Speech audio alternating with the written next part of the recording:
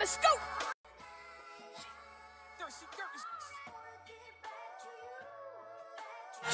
Trap money chain, VVS again froze. I was way up north, mad trapping in the cold. Why nigga talk, man, they wanna get exposed. I retired, so my little niggas, they stay with them poles. Niggas pussy and they know it. Getting locked up, I better go short. Got a 40 with me, nigga talk a blood. Credit card for the money, I'm short. I buy Jordan 6 around. Been up with the trappers, dope boy wasn't no rapper, violate me, I clap ya, still keep the yan in the mattress, bad little bitch, she from Boston, bed that come by Jordans, beat the pussy out till it's orange, now I got a ride in the foreign, got another country doing touring, she don't want On the check and we ain't gon' stop it all. Pick up your jaw, fix your face back. Press charges, no facts, you can't sweat. I brought the pace back, they ain't gon' say that. I put war for my city, hit the button. Watch the playback. Want some work? Simple, say that.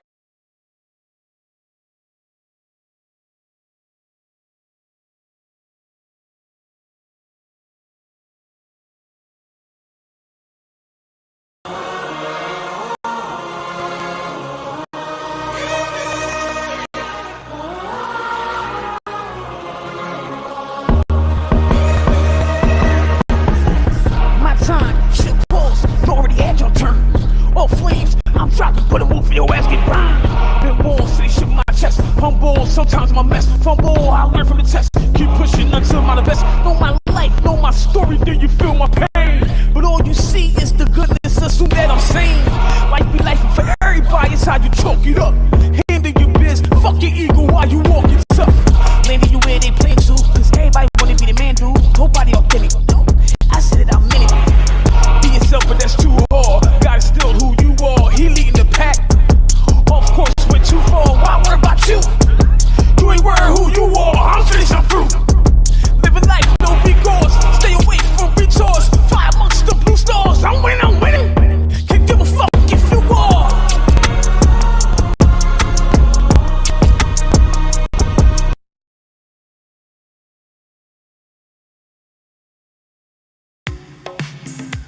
Yeah, let's go.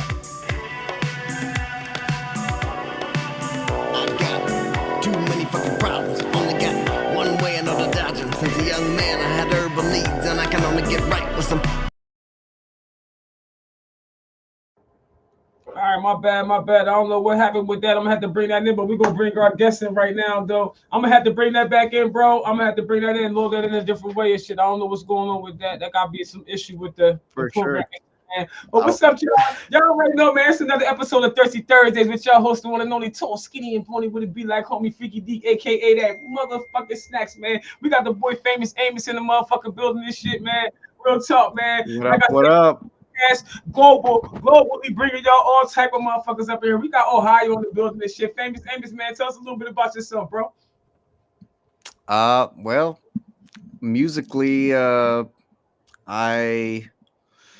I'm inspired by every genre of music. So I grew up listening to like the oldest stuff you can think of, and then I didn't really get put on to the new kind of really new modern stuff until pretty late, but I kind of fell in love with it, and certain artists really inspired me, and I kind of just started fooling around with it, and I ended up getting pretty good to where I'm fixing to do this. We're fixing to do this. But I hear you. yeah. I hear you. But so I've been making beats. Go ahead. What's up? So yeah. Go ahead. I'm saying you said you're from Ohio and shit. I mean, and you said you spoke of being inspired by certain artists. What artists? I mean, I don't know no Ohio artists, not off the top. There's so many artists, but I'm sure you can put me on to somebody right now. For sure, yeah. It wasn't necessarily a regional thing, more the music, like the music inspired, But as far as regional ones, Kid Cudi is obviously the biggest one. He's from Cleveland. Trippie Redd is from he moved around a little bit in Ohio, but he grew up in Ohio. He's he is a little bit of an influence, but no, not in a major way. But you know, he's a notable artist for sure. Yeah, I Uh, definitely. and you know, Machine Gun Kelly, which, you know, say what you want about him. I don't have any opinion on him really. But you know, it, like I said, it wasn't really a regional thing for me. It was more of just So hearing certain. so you like J. Cole, you like Kendrick Lamar, you like all them artists too as Oh well, right? yeah, I mean, in my opinion. absolutely, yeah. Kanye West is number one for me. He always has been, but right now, you know, I can't get down with the latest album. I have to say that, but it was trash. But What? Who? up until Kanye? that, yeah, it was absolutely I, terrible. I But mean, how you feel about this last song he just did with Ty Dolla? That shit went. I That don't shit know. nasty. But I'm No, just. no, All right, so let me ask you this. All right, so let me ask you this. Speaking from a indie artist, you feel what I'm saying? You're an unsigned artist, right? An yep, independent artist, right? All yep, right, so now that's he's right. independent and got the number one song in the nation. Not the number one hip hop song, the number one song in the nation. That's big for an independent artist. You feel what I'm saying? He's an independent artist Yeah, now, right? yeah, he is. Yeah, you're right, and You're an that's independent artist, right? You're an independent artist, right? That would be yeah. your type of inspiration as like you talk about that album. That album got to Hey, get done just because of that. Just because of nah, that one song. Like, but I you got hear a you got point for sure. a fucking good point. You fucking right too, No, dude. Amos, but come on. but the Come things he on. had to do, the things he had to do to get that to that point with that song and stuff, in my opinion, was not worth it. And to me, the Kanye that we got on this album was just not who I know, you know. But at a certain I can point, relate. I can relate. I can relate. I can relate. at But a certain point, yeah, at a certain point, it's like you just have to realize that's how he is. Like, no matter how much you agree with everything else he might say, yeah, like, there's gonna come a point where you're just like, all right, you know, where's the you, doctor? you, Where's you, medication? Or some yeah, you have to just go with your own senses, type of thing. Like, it's Nah, ridiculous. I can dig it. So listen, we haven't jumped into your track yet, and definitely, I'm sure my audience, my viewers, I know they're anxious to hear what it is that you spit, since you got this opinion about hip hop and shit like that. So that For album sure. has to be the genre that you have selected to do your thing in, right? You say what now? Hip hop. That's the genre you selected to do your thing. Absolutely, absolutely. Like why would I mean why the fuck not? Like you know what I mean? Why not? Right. So we gonna jump into this shit. They say yeah, they are from Ohio. Yeah, the people he mentioned, yeah, they are from Ohio. Yeah, he mentioned that as well. This shit. I don't know. Can you see the what people saying down Ah, about him? Can you see the Bone Thugs and Harmony. I forgot that one. Yep, yeah, they that's a from big one. yeah, Yep, no yep. doubt. No doubt, no doubt. So I mean, as far as artists, what artists or artists inspire you? Where you get your inspiration, or you have your own self inspiration? Well, there's a good bit of that, but like I said, Kanye really, that, like, he was what got me into making beats, and for the first maybe 3 years, I was just making beats, and had no intentions of, you know, doing rapping. I just wanted to be a producer, Yeah, but things happened in my life, and you know, I was always writing rhymes. I liked the idea of writing rhymes and stuff, but I never wrote songs. But things started happening in my life, and I wanted to write about it. yeah. And so What you got I hurt? started. What's What up? you got? What you got hurt? I mean, because a lot of people write from feelings and shit. You said some things happen in your life, so I'm just curious. I'm Uh, pretty sure viewers are too. So I'm just asking questions and shit. But go yeah, ahead. no. It was some things with the law in my town. Oh shit, was you right? Yeah. It was, yeah, I mean, it was a very defiant song. I mean, very defiant. And you know, because I felt strongly about it, because it was so stupid. I mean, it really was on some, possession stuff, really. But like they, yeah, and like it was my first time having to deal with something like that. And they did like probation and drug testing for 6 months type of thing, and 20 hours. Did you keep failing the motherfucking test, or did you pass the motherfucker? Well, the thing was, they said that, okay, and then they so they said spontaneous drug test. They never did one until the very end of the 6 months. What's the point? You gonna play me like that? But I did it though. I did it. I mean, did you pass? You failed the test? Yeah, no, I like I said, I did it. I did what, but I was kind of pissed that it was they didn't do it at all. Yeah, like because you could have slipped up once, like right. Yep, exactly. Yeah, I didn't know. That's what I'm thinking. Like shit, I had time to clean up, motherfucker. Shit, you gonna wait till the 6 fucking months? We stayed system what 3 motherfucking months. You could have got high from the rip, right? Like the 3rd month, and then they did shit. It would have been all right. Would have passed that fucking test. These motherfuckers, they swear they got some. Man, that's what it is, man. But we're gonna keep it going and shit like this. And I'm sure people are curious as to what it is famous Amos got for y'all asses, man. Real talk, man. Like I said, man, Thirsty Thursdayz is a podcast for artists all across the fucking globe, man. You dig me, man? If you doing your thing, you talented, man, holler at the fucking girl, man. We're gonna jump into this shit, man. Famous Amos, let's go. Yeah, let's go. I got too many fucking problems. Only got one way I know to dodge them. Since a young man, I had herbal needs, and I can only get right with some. I got too many fucking problems. Only got one way I know to dodge them. Since a young man, I had herbal needs, and I can only get right with some purple weed. I got too many fucking problems. Only got one way I know to dodge them. Since a young man, I had herbal needs, and I can only get right with some purple weed. I'm sitting in this room in the back of my mind, behind my eyes, playing this game called life.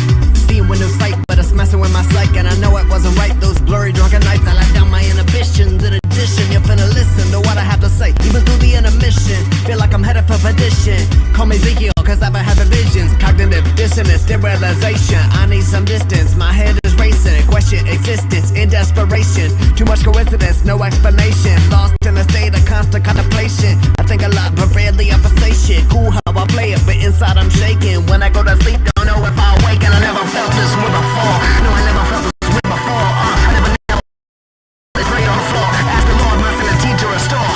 And I never felt this way before. No, I never felt this way before. Never knelt and prayed on the floor.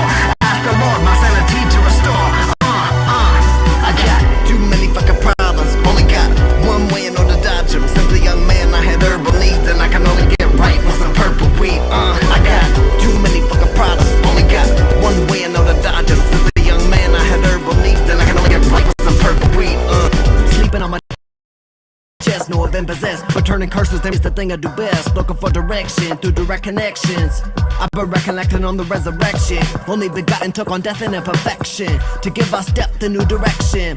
The dots are in a row, so connected. The ball is in your court, it's up to you to accept it or reject it, to resent it or reject it. But I said it, so respect it. No, it wasn't expected. Sent with a message that's often neglected. After everything is swept up, I'm gonna be next up, and you're gonna end up pent up, fed up. Keep your head up, like Pac said once. Please forgive me, God forgive me, I messed up. And I never felt this way before. No, I never felt this way before. I never knelt and prayed on the floor. Ask the Lord, my son, a teacher, a store. And I never felt this way before. No, I never felt this way before. I never knelt and prayed on the floor. Ask the Lord, my son, a teacher, a store. I got too many fucking problems. Only got one way I know to dodge them. Since a young man, I had herbal needs, and I can only get right with some purple weed. I got too many fucking problems. Only got one way I know to dodge them. Since a young man, I had herbal needs, and I can only get right with some purple weed.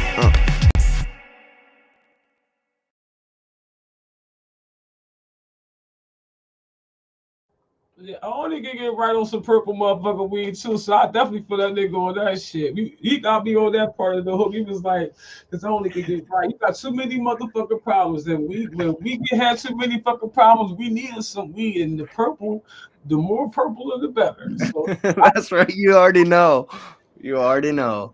you on that shit, bro. I mean, let me ask you, did you produce the beat on that too? I did. Yeah, 100% of it. No samples. Yeah, ain't nothing like creating a whole song from scratch, and you know you put your whole thing on that. So I know you probably Absolutely. I applaud you for that, man. Definitely a dope track. Definitely a dope track. Thank you. I know it's different from my platform. I usually always have straight, you know, hardcore rap niggas on this motherfucker that be doing they damn dezzle wezzle and shit. So, you know what I mean? You definitely a breath of fresh air because it's different. It's different and shit. You know what I'm saying? Hey, I appreciate that so much. That's my intention. You know, I want to be have a fresh approach, you know, because we need that, in my opinion. Yeah. But a lot of people sound alike right now and shit, man. And I think a lot of people that do sound different, and it's always the people that sound different that get put on, and you be like, how the fuck this motherfucker? And it's like, cause he ain't trying to sound like everybody else. That's why he on his own shit, or she ain't trying to sound like everybody else. She on her own shit. So it's always the motherfucker that stand out and that's confident in what it is that they doing this shit, man. You know, with that being said, where did your drive come from? I mean, being though, you know, it's not like you a big time artist and nothing like that, and you got, you know, shows lined up and shit like that or whatever. Like, where the motivation come from and the inspiration to keep you moving? Where did that come from? You know what I mean? Is it just a love or what is it? Yeah, it's a recognition of the talent that I have, and the, you know, knowing that it is different, realizing that it's not like other people that I know or people that I've heard, you know. Yeah. And it's about looking at it from outside of yourself, you know what I mean? I got you. So Like, you paint your own picture. seeing your own potential, yeah. I feel you. Look out, man. Look out. But I will say this as well: the beats I have on in my catalog, those those are enough to, you know, to drive me for sure. Like that is one thing that just drives me, is just the music. The music. Let me ask you, sorry for cutting you up, but politely cutting you off. So as a producer, are you willing to work with other producers while you know, while creating your album, your EPs, the singles and shit like that? Or you just exclusively like, nah, fuck that, it gotta be all me on it? Well, I'll say this. I would love to do that. Yeah. I would want to keep it limited though, because, you know, that can get out of hand if you let it go too far. But you know, I would be selective with it, but I would be interested in that. What I won't do is I'm not going to be rapping over nothing that I haven't produced, or at least partially produced, you know. No doubt. I can dig that. He said my name got to be, I got to have my shit on that shit somewhere. I could definitely, you know, dig that. Yeah, at least that's the way it is for now. That may change in the future, but that's my rule for right now. I'm not doing it. No doubt, man. All right, so let me ask you a shit, man. How do you view the current state of the hip hop? You know what I mean, of the hip hop, or if we could say the rap industry. You know what I mean, and what changes, if any, would you like to see in the future? One thing before we get into that, I want to shout out somebody in the comments. The video you said you seen at the end, it said shot by Skybud. He's with us tonight, so I just want to shout him out. Thanks for tuning in. But so the state of yes, sir. Yep. So the state of hip hop, I would say, you know, if you want me to be completely honest, I think it's Thirsty Thursdays. We don't be holding no motherfucking punches on this bitch shit. You ain't got no drink. You ain't get here. Tell you this fuck. You want that fucking drink? You ain't thirsty. You ain't got a beer to go around, motherfucker. I got some water with me. You got some water. I thought y'all be having kegs and shit. This is some bull. I had a little something earlier, but I wasn't sure. But yeah, I'm sipping light too. I'm sipping something light anyway, so I think I'm cutting back like a motherfucker. Thirsty Thursdays about to be Smoothie Thursdays and shit. Smoothies and sea moss Thursdays, this motherfucker. Hey, it'll be a rebranding. No, Yeah, hell yeah. So it's still gonna be thirsty, but I'm gonna be drinking some other shit, some good shit. There you go. What's up, man? Yeah, so yeah. Back to the question though, you know what I mean? Yeah, like I mean, how do you view you know what I mean, the current hip hop state, you know what I mean, the current state of hip hop right now, and you know what I mean, and what changes, if any, would you like to see in the future? That's a great question for sure, especially Right. about the future. I asked that shit. What? So you fucking No, asked that especially question. no, I asked that shit. no. Go ahead, baby. I'm talking a lot of shit. This is what I do. I'm an entertainer. Go ahead, though. Hey, you're all good. You're all good. So when I was growing up, like before I really heard any modern music, like I was telling you, you know, because it was like that for me. I was raised on old music. That's why I fell in love with sampling and stuff, because, you know, but so when I was growing up, I didn't understand hip hop, you know, and what it was supposed to be, or what, you know, what the appeal was of it. I really didn't. You And know it that? wasn't I bet huh? you know now. Hey, don't don't get me started. Don't get me started. But yeah, it wasn't until later on that I really realized how special it was. And it's, you know, it's the newest genre that's been, you know, quote unquote invented, you might say, or came risen to prominence, and You it's mean one of dominance? You mean dominance? hey yo, You mean dominance? you are not wrong at all. You mean hip hop risen to dominance, brother? You're not wrong. I gotta correct you like a motherfucker. If I get my ass whooped, you feel me, by my motherfucking viewers, nigga. Listen, you know what I mean? Yeah, we hip hop risen to dominance. That's why that's why it's the most is mostly used to influence the youth and just people that listen to it. Period. You dig what I'm saying? It's used as a tool. It was not. It didn't start out that way. And if you know the history of hip hop, then you know that it didn't start out that way. Yeah. But once they seen what it started out, and people were talking about, it was positive shit. Like, you know what I mean, Public Enemy and all them and shit, you know what I mean, self-destruction. We heading for self-destruction. We was trying to motherfucking get niggas to look, nigga, listen. We heading for self-destruction. We need y'all to stop. And them motherfuckers seeing that people start really stopping. And it was like, hold up. This rap shit got some fucking power and some fucking influence. These motherfuckers is listening. And they was like, hold up. Exactly. And that's was like, oh, so we can get them to listen. If we get them to chant this shit enough, they chant enough time, they start, hold up. Yeah, you're right. We are headed for self-destruction. Hold up, we gotta stop this shit. You know what I'm saying? And they put it in music, and you know that's what you know, music. That's our roots. That's in our roots. That's black people I'm talking about. That's in our roots. Yeah, I understand. Yeah, that's what the fuck we do. That's us. So boo boo boo boo boo boo all that shit. That come from us. You know what I'm saying? Like, so hip hop is us. They just seen that how it can influence people when it was positive. You know what I'm saying? Chuck D and all them people was out talking all that real shit, and we was talking about fuck the police and 911 and joke now to get up and get. When it was all that there, come on, man, they was making music that made sense, and people was following on some positive shit. Yeah, you still had knuckleheads and shit like that. You're gonna have that regardless, but you know what I'm saying? It started out. And they seen that that shit influenced motherfuckers, and then they just did what they doing. So yeah, hip hop in the state of hip hop it is right now, it's fucked up.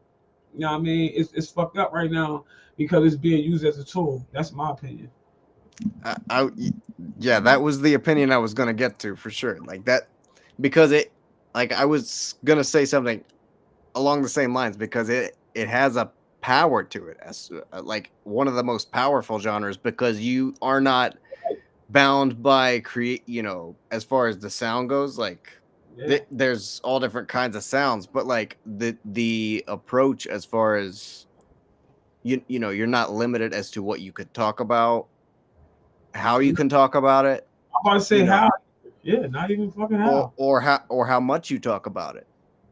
So it's it's one of So, the most. so hold on, let me find out. That's why you chose that genre.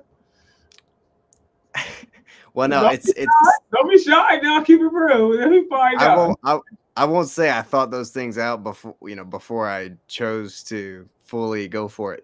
It was something that kind of started out just by playing around. I wasn't really thinking about anything, but like the more I got invested in it, the more I understood the actual culture of it and stuff, and like the history and what it's been through, and the significance of it, and where the cycles of it, kind of thing. The cycles are a big thing, and that's one thing I've really come to see in the past couple of years. And that's where I feel like we're at a cycle right now. You know what I mean? And that's why I am so confident for real, because we're at a changing point right now. Yeah, right now. You know what I mean? No, I feel that the 2020s decade sound has not been defined yet. We're still hearing stuff that we were hearing in 2016, 17, 18, 19. I could definitely agree with that.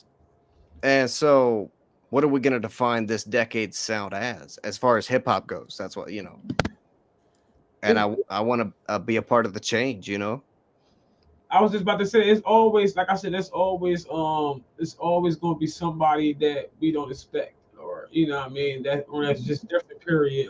And then it's just driven into us and shit through media, what I mean, because they'll keep playing it and playing it and playing it and playing it and fucking playing it. Yep. Then we find different ways to fucking play it. Your fucking toothbrush, fucking commercial. Oh gosh. Or commercial. They just fucking find a way to fucking play the fucking song and shit until I like this motherfucking song now.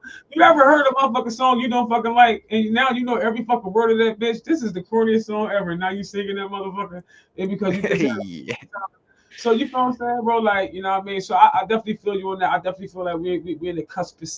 What I mean? It's time for a change. I had an artist on here. He feel like he created his own. He actually is creating his own genre, because I as nobody out right now, no artist that I've interviewed or if I've seen yet that's out right now that's doing the dapper shit. You know what I mean? And, yeah. What do you mean by that? You don't know nothing about dapper? Well, the fly ass. Okay, I know what you mean. Yeah. Yeah. It's dapper. Hey, you gotta check them out and shit, yo, real talk. I'll tag you on the shit later, what I mean, after the show, whatever. I'll definitely put you on to the brother and shit, but yeah. And it's all about network. It's all about networking and shit too. So if you definitely into the hip hop genre, you definitely want to network with some hip hop motherfuckers and shit, which is one of the things I encourage here on this platform. You know what I'm saying? Like, I done interviewed over close to 78 artists, you know what I'm saying? So it's always, just always, I tell people, even after you've been on the platform, always tune in. You ain't got to watch the whole shit opportunity. You might see an artist or a producer that you may want to work with and shit like that. So it's about networking. They're going to say we all indie artists and shit like that. If I do an album with you, you do an album with me, or a track with me, I do a track with you and shit. I get some of your audience and you get some of my audience. What we just did, we just grew. Bigger, you feel what I'm saying? So that's what it's about. I think more independent artists need to grasp hold of that thought, and then maybe they'll see more expansion in what it is that they're trying to do online and shit. You feel what I'm saying? So yeah, man. What changes do you see doing in the future? You just see that it just need to be another fucking genre. No. What I said, because this is something I've really thought out, really. And I think that in order to move forward, as far as that goes, it needs to be taken back to the roots in a sense, in some way, but as well with a different, with a twist as far as. So what I will do is I use kind of older drum samples, but I mix in some trap snares here and there type of thing. Yeah. And synths. I'm big on synths, you know what I mean? I love them too. I love them too. Nah, I feel you, but go ahead. Yeah. But used in the right way, it can really just create such a crazy vibe, like for real. Like that's what I'm saying. Some of the beats that I've made, like I listen back to them and I'm just thinking this shit has the potential to shift the fucking, you know what I mean? Like the zeitgeist, whatever you want to say. Yeah, I feel you now. I feel you, no doubt. I definitely feel you on that shit, man. I think that's what the industry need right now. I was talking to another artist, Funch the Kid, Funch Cam the Kid, yeah, Funch the Cam the Kid, yo. He's a rap artist and shit from Camden, New Jersey. And man, he was talking about the same thing, and we was talking about exactly what you mentioned. That, you know what I mean, that the industry needs somebody that's just different. We've been hearing and listening to the same. Everybody's just mimicking each artist. And then another artist I had on here, shout out to Shaquille from Camden, New Jersey as well. The shit we spoke about how, you know, back in the day, you know, around Jay-Z and them time and shit like that, like you couldn't sound like another artist. If you sound like another artist, man, you was corny if you sound like another artist. Right. You know, like you was labeled corny, like yo, you whack as fuck, like nigga, you trying to sound like Jay-Z, nigga. Right. Exactly. Like we need to bring that back. Yeah, nigga, this nigga sound like Nas. This nigga trying to sound like Jada. Now it's cool if you sound like somebody else. Like, oh shit, this nigga sound like Offset. You know what I mean? Or this nigga sound like, yeah, you know, like it's crazy. Like, you know what I mean? Exactly. So I think real fast. I'm gonna say this, and you can go ahead, baby. Real fast. I say this. I think that it not only needs something, it needs to be pointed in a different direction, but it needs originality. It's no originality. People are building off of what has already been crazy, already. So like I said, mimicking, but they building off of what they mimicking. You feel what I'm saying? If that make more, you know what I mean, if that makes sense to you and shit. You feel what I'm saying? That's what I see from observing, and I've been, you know, into rapping and doing rapping since I was 13 years old, 45. So you know what I'm saying? Like I've been watching and I've been, you know what I mean? I'm like, all right, well, I done seen the shifts, you know what I mean, and the hip hop and shit, the hip hop scene and shit, you know what I mean? What's working right now? 22 hours. Good looking, I appreciate you. But yeah, what's working right now and what's not working and shit, you know what I'm saying? And then, you know, as an artist, you're supposed to shift to that. You dig what I'm saying? But now it's like shifting to that shit. It's like you become these other artists that's out already. No, you gotta take your pick. Which one I want to sound like? Nah, nigga, you don't want to say. You want to make sure you don't sound like none of these motherfuckers. That's what you're supposed to be doing. I don't want to sound like motherfuckers. Fuck out of here. You know what I'm saying? Like I want motherfuckers hear me say like, yo, she sound different. That's all I want to hear. When people say that, then I know I reached my goal. I'm on it. Yeah. Yeah, so I like your style. When your manager hit me up with your music, and he was like, "Yo, what's up? You interview these type of artists?" I'm like, "Man, I interview artists." You know what I'm saying? Like, I'm trying to get rock and roll stars, potential rock and roll stars in this bitch. You know what I'm saying? There you go. You know what I mean? Now, for real, some rappers be feeling too stuck up. They be feeling like they already on. Like, hold on, you don't want no exposure? Oh, you already, you got like 2 likes on your music, on your video. Like, you I can get you more than 2 views. I promise you that. Like, it's like, yo, you sure? All right, then. You know what I mean? I only ask once. I don't be begging on it. It's always some shit. Oh, I gotta get right. I gotta get in the gym and work out first, and then I get on. Damn, it ain't that serious. It's been 2 years.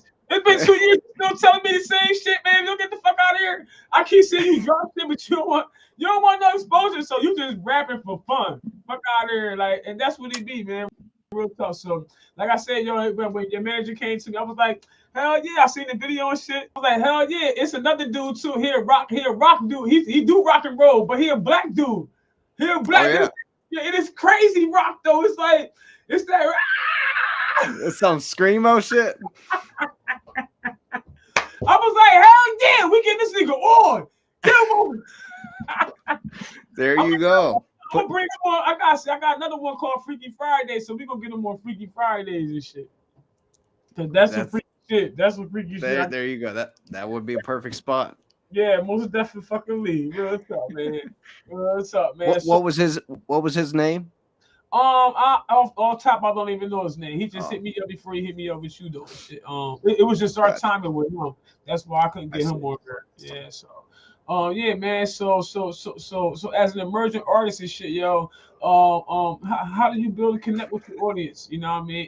In a saturated market, I know you got your own style and shit. You do stand out and shit. You know what I mean? But shit, yo, you know, how do you connect? You know what I mean? In the saturated ass motherfucking market, because it's like 5.7 trillion rappers now. Yeah, I know. That's another thing that I feel a lot about. I mean, Yeah, it's I have been uh educating myself a lot on the business side of things, especially in the past 4 or 5 months, probably, especially the last 3 or 4, especially. And really kind of figuring out the things that, you know, I, I observe other people's tactics and see, some a lot of the stuff I see, I think is corny. Personally, just things that people do for promo or whatever, just or the way that the video is edited, type of thing. Even that type of stuff is the same way as the music. It's all the fucking same, you know what I mean? yeah. Like, to a certain extent, not all of it, but I feel the edits and stuff. Yeah, yeah. so what I really want to focus on eventually is the direct to consumer type of vibe, but that would not be until later down the line. Right now I'm only focused on growing my audience and resonating with the people that hear what I'm saying and Big you know facts. understand on a deep level what I'm talking about. You know what I'm saying? So, like, that's more what I'm focused on, as opposed to selling or making money from it right now. I'll be worried about that later. Yeah, big facts. And I'm glad you said that. So you got a kind of like a mindset like how I have. Like I haven't been charging nobody to come on my platform. You feel what I'm saying? And I'm getting them more exposure than they get from going on like anybody else's platform where they got to pay to be on their platform, and they only guarantee you exposure on that one platform. I'm guaranteeing you 20 Uh-huh. plus platforms, and also my Roku channel. Long as you own the fucking copyrights to your fucking beats, motherfuckers. Yeah. I done seen so many UMG copyright motherfucking infringement motherfucking flags, and I've seen I've ever seen on Facebook ever. Like, that's it. Damn near everybody I interview, I get a UMG or Sony or somebody, some type of something and shit. So I had to take down the motherfucking joint because I can't, everybody music I put up and shit. Damn near, you know what I'm saying? It's like That's come on, bro. crazy. Yeah. So Like, I got to take. everybody though. No, not everybody, but a lot of people. Yeah. Yeah, a lot of people. So they're using the YouTube beats, and they're not getting clearance for the shits, or whoever they buying the beats from. Like I said, they need to make sure that they clearing them samples before they sell these beats to these artists and shit. And artists, y'all need to be making sure that y'all producers are clearing these samples. Fuck if that beat dope. Fuck that. If you can't do shit with it, then what the fuck? It's useless. You feel what I'm saying? So, you know what I mean? You gotta make sure that the producers really that they own, or if they got samples, you know what I mean, that they cleared those samples. Otherwise you got robbed and then possibly gonna get fined or whatever, you know what I mean, or can't do nothing with the track. And probably it fuck around be one of your dopest tracks. I had it happen to me a few times. So, you know what I mean? And yeah, man. So that's the reason why I can't get shit up on the Roku channel and shit, because I ain't facing no charges for none of you motherfuckers, Uh, man. You know what I mean? Like I said, I'm doing it for free. yo. I ain't about to get charged for this shit, doing some shit, looking out for motherfuckers and shit. That shit crazy as hell. So yeah, man. All artists, man, make sure y'all fucking producers is not jamming outside y'all fucking heads up. I hear you. I got 10 beats. You can have 3 now, nigga. When I just got 10 Yo, beats now, I don't want them the shit. the sound is messed up on my end. I don't know if that's coming from you or No, I can hear you. You good? okay, yeah, but like there's a buzzing in my You hear a buzzing? Hold on a yeah, second. I don't know. Hold on a second. Hold on. Yeah, you sound messed up. Hold on. It might be getting feedback from my other computer, my other setup. How about now? You good now? I No, I can't hear you. Like it's distorted. So yo, log out and then log back in. Okay. Yeah, that shit happens sometimes. Cause I can hear him fine and shit. So yeah, man, thank y'all for tuning in so far. Shit, y'all already know what it is, man. It's y'all hosting one and only tall, skinny, and bony. Would it be like homie Freaky D, aka that motherfucking Stacks and shit, yo. Bringing y'all to town, tell y'all man from across the globe, man. They be everywhere, man. Wait till y'all see this rock and roll motherfucker. He black too. This nigga crazy. Y'all see that shit like that? What the fuck? Oh hell yeah, he coming the fuck on. He on this motherfucker. We gonna get high. I don't give a fuck.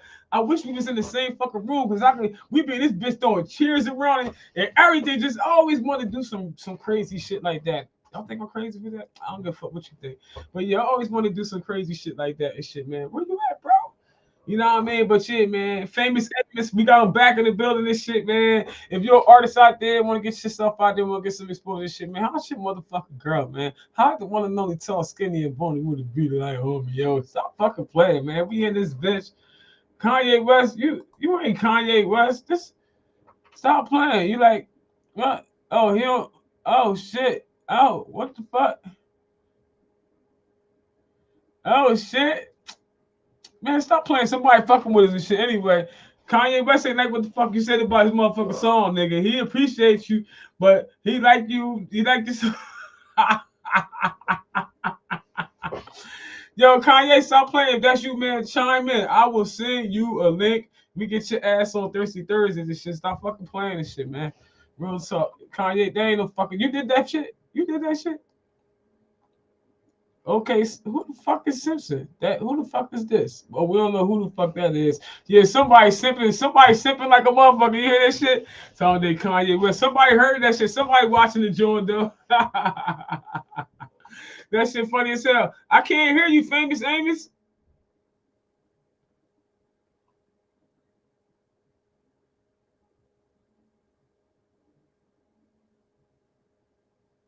Oh, that's this dude right here, man. Shut up, man. What's up, baby? I can't hear you. You got to go back out, then come on back in. It happens sometimes. You know what I mean? It may not even be your end. You know what I mean? But yeah, do that. And if it don't work and shit, I'll send you another link. Always talking mess. What's up, baby? I like you too, baby. Yeah, I don't know what the fuck going on. This shit on his end. We was looking good. Dope interview. I don't know. Let's see. Can you hear me now? Let's see. Can you hear me? Yeah, I can hear you. Can you hear me? Can you hear me now? Let's go. Yeah. I can hear you the whole time. Yeah. You can hear me. I just couldn't hear you. Yep. It might be that tinnitus. I don't know what the fuck happened in my ears. Hey, no. Yeah, sorry man. about the technical difficulties. Man, shit happens, man. The first time won't be the last, man. Shit, man. Again, I want to say thank you for coming on the platform. Definitely appreciate you. Absolutely. Thank you for having me. It's an honor. Yeah, man. I appreciate it. When people say that shit to me, that should be warming my heart like a motherfucker and shit. Right here, it be all warm and shit, man. Real talk, man. Nah. So I'm just hoping you enjoy yourself, man. Shit, like I said before we came on, I always like to build a rapport with the artists and shit. You know, make y'all feel comfortable and shit. Cause some motherfuckers be getting cold feet when they get ready to come on live and shit. Like, do I got anything in my teeth? Yeah, motherfucker. Like, you know, we still live and shit. But nah, man, we gonna keep it going and shit. Like, are there any like collaborations and projects in the works that you particularly excited about and can share with us? You know what I mean? Your potential fans, viewers. Yes, there is. I will say this: the latest project I have out before this new single was a collaborative project with that I did with a friend of mine that I kind of he was rapping on my beats before I was rapping on my beats. So, you know, we go way back, and he goes by To Be Frank, so all caps. So shout out him. But we have it. The deluxe is 20 tracks, all the instrumentals on there too. But there's 10 songs, 3 bonus on the deluxe. And every track is banging, if you ask me. It's called A Shift in Perspective. We dropped it last summer. Okay. So that that's kind of what's been out, but what's coming up is a whole new wave, a whole new chapter in my Say that. yes indeed, in my artistic journey. So I'm really, I've been honing in, focusing, coming up with as many different, ideas to approach the marketing kind of thing, and just making sure I get out there as much as possible to resonate and connect with the people that are going to connect with it. So I have an album, and it's 9 tracks. And I'm hoping to have it out the first weekend or the first Friday in June. In June, okay. I've been working. I said, well, keep Thirsty Thursdays posted. I'll definitely run it for you and shit. Like I said, I'll be on Thirsty Thursdays and also Freaky Fridays and shit. So, you know what I mean? If it's freaky, I'm gonna throw it on Freaky Fridays. Oh, it's hey, listen, it is one. It's a freaky listen, that's for sure. Oh, okay. It's called the album is called Out of Life. So okay, no doubt. So you want to get freaky, I'm here for it. But fuck that shit, man. But I've been working on it for about 2 years altogether when it comes to 2+ years when it comes to the beats too, but the writing and stuff, all that, it's been a process. But like, and people talk about people don't listen to albums anymore, only drop singles and wait to gain traction that way. But I disagree with that, because I still listen to albums, and I love the idea of using an album to portray a concept, like the body of work, you know what I mean? Yeah. It's something that's been lost. Okay, so especially one thing I can say about that, just on that one little part, I guess I don't lose that chain of thought and shit. As far as what you're saying, like I understand what you're saying as far as like you disagree with that. As far as when I say to artists, when I advise artists to not put an album out, that's because like you're not getting paid right now. You're not getting paid your worth right now. So what I would say is it's not wrong with creating an album, but I wouldn't put an album. I would take the best songs off of there and I would put them out individually. Like even if you throw them out once a week, you know what I'm saying? Just to see how much traction they grow individually, because you'll see that an individual track will grow more traction than your whole album would, because a motherfucker is more prone to listen to an individual track 2 minutes of your shit, or even a minute of your 2-minute track or 3-minute track, than they are to listen to a minute of your 12. Of your whole album. You understand what I'm saying? Because now I gotta go through fucking songs and shit.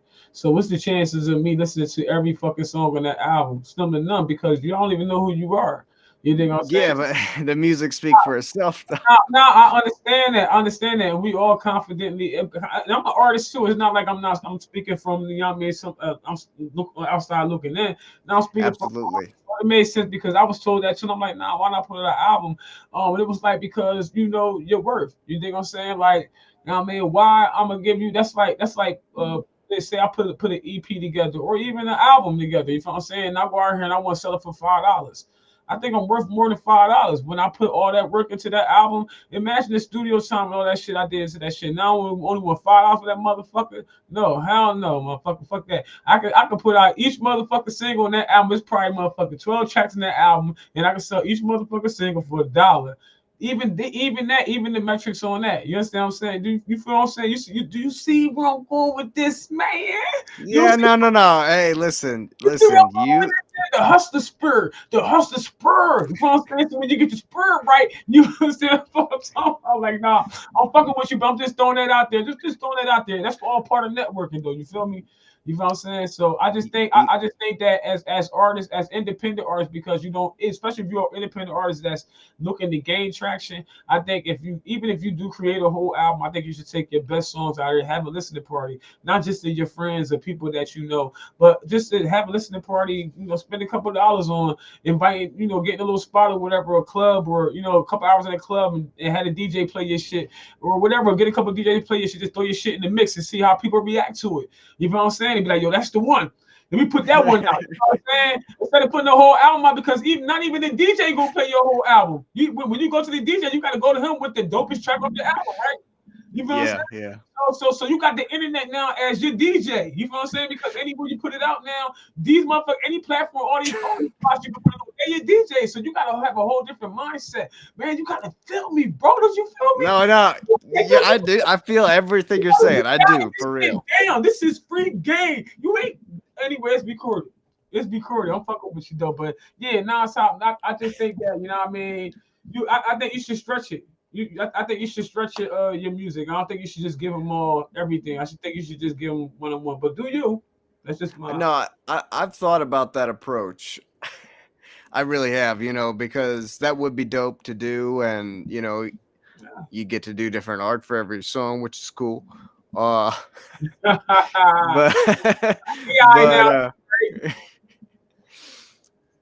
but there's something about an album that is just you know, you might be right as far as when it comes to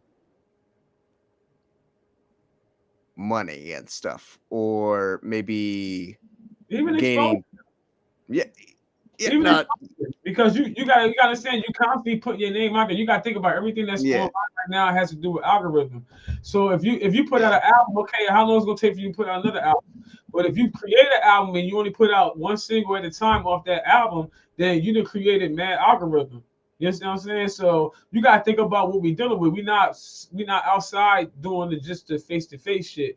We got online now, which is why we don't need the industry anymore. Like I said, we talked about Kanye earlier. You feel what I'm saying? Like independent artists. If he not motivation than a motherfucker for anybody, even though he created the name first, you dig what I'm saying? But still, like, you know what I mean? He came up with a dope song. Anybody could have came up with that song.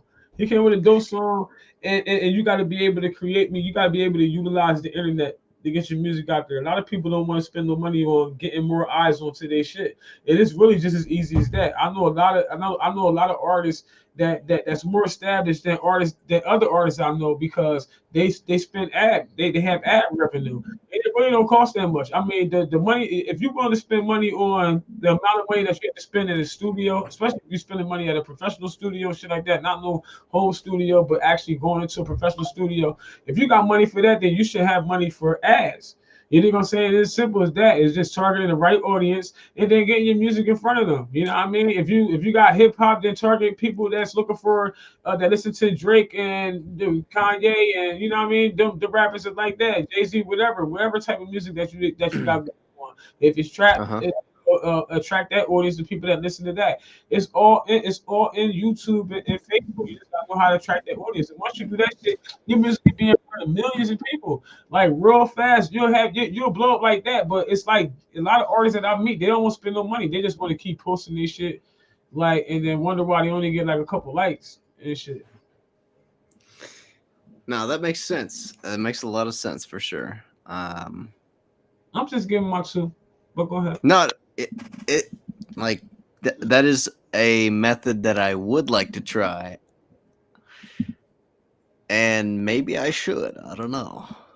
I mean, I just was trying to make it make sense to me, because I was told this, and then I'll do through my learning and all that shit. Like, I buy different courses and shit. When I first started out this podcast, when artists would come on, as a thank you, I would give them information on like how to get in contact with A&Rs, managers, and shit like that, or whatever. But after a year passed, and I seen none of these artists were progressing, that right there let me know they weren't doing anything with the contacts I gave them, because the contacts will give you still doing open mics. You should be doing shows where you can get paid at. I gave you the information on that. You understand what I'm saying? Like, what are you doing? You're sitting on gold. You know what I'm saying? So it's, you know, you can't, you feel what I'm saying? Like, you know what I mean? It's just like, you got to get your name out there. Like, you really do. Like, nobody's not going to knock on your door or just be like, oh, shit, I just tripped on your fucking Facebook page and I seen that you had a dope track. It don't happen like that. No. It just don't happen like that. Like, these people are spending some money. They doing something. Rather, even if they buying fake ass fucking likes, you know, that's how people was getting on before, enhancing themselves and making it seem like they bigger than they are instead of growing organically. So they buying likes, they buying followers, they buying views and shit like that or whatever. But nowadays you don't have to do that. You literally can spend like $10 on an ad, yo. Like, and get like 6,000 views. You feel what I'm saying? If you target your shit right, you get 6,000 views on your music, on your video. It could be a clip or just an introduction to who the fuck you are, and you'll have so many people know now. So many more people know who you are versus then. You know what I mean? You trying to or hoping somebody gonna trip on your shit. It just don't happen like that. You know what I mean? Some people get lucky, but you know if you follow the trend, you might get lucky. You know what I mean? But it is what it is. Fuck that. Invest in yourself. Yeah, no, I have been doing that a lot, especially with the recent single. And like I said, I set apart a budget and everything for all of that for the album and all that. So that's why I'm kind of, you know, I feel like I'm set in stone with it, but Yeah. you know, because I have been, you know, in the past I haven't these the, the, the comments are killing me. I'm sorry. No, but in the past I haven't really promoted my stuff. Like I really haven't.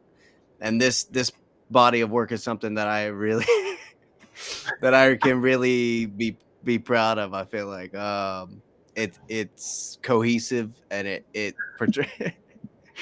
portrays a one concept as, you know, so I really it's not my first solo body of work, but it's the first one that I am 100% invested in. Like I am so committed to like promoting the fuck out of it, basically, you know.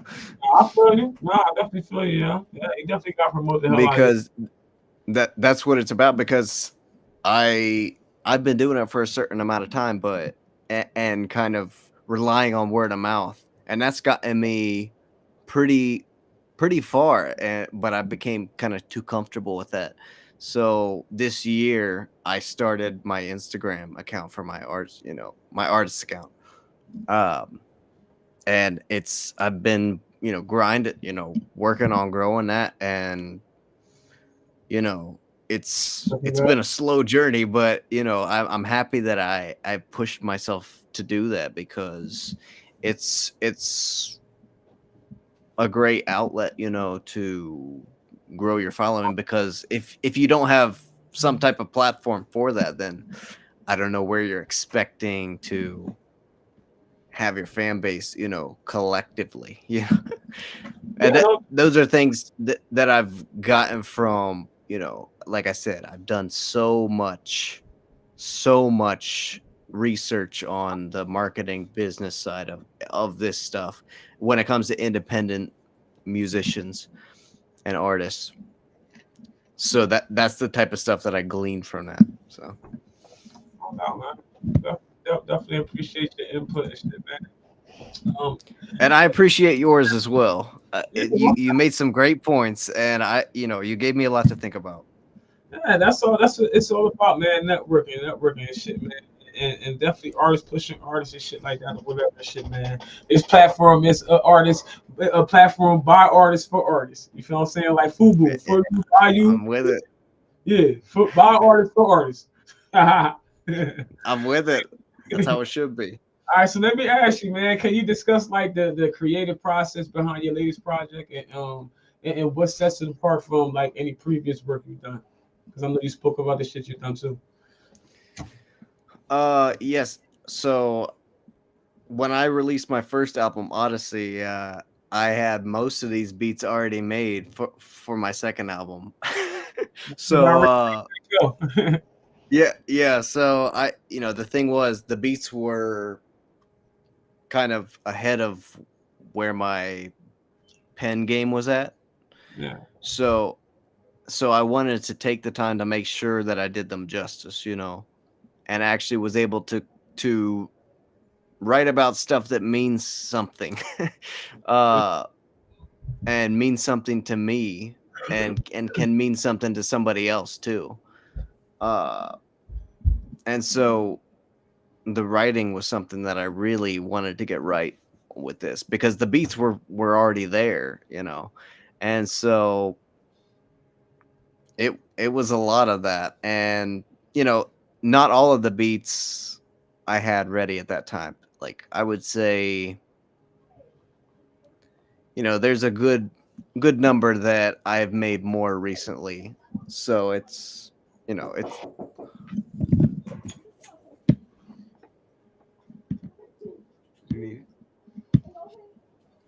hold up. Sorry. Pardon me 1 second. You good? Hey man, I hope y'all been enjoying the interview so far. Shit, you know what I mean? A little different twisted shit, you know what I mean? Yeah, I'm about to see some more shit. Y'all think I'm fucking playing? I told y'all, man, artists from all over the globe. So if y'all know artists that want to get their name out there, they could be a singer, they could be a instrument player, which I got one coming up on here soon too.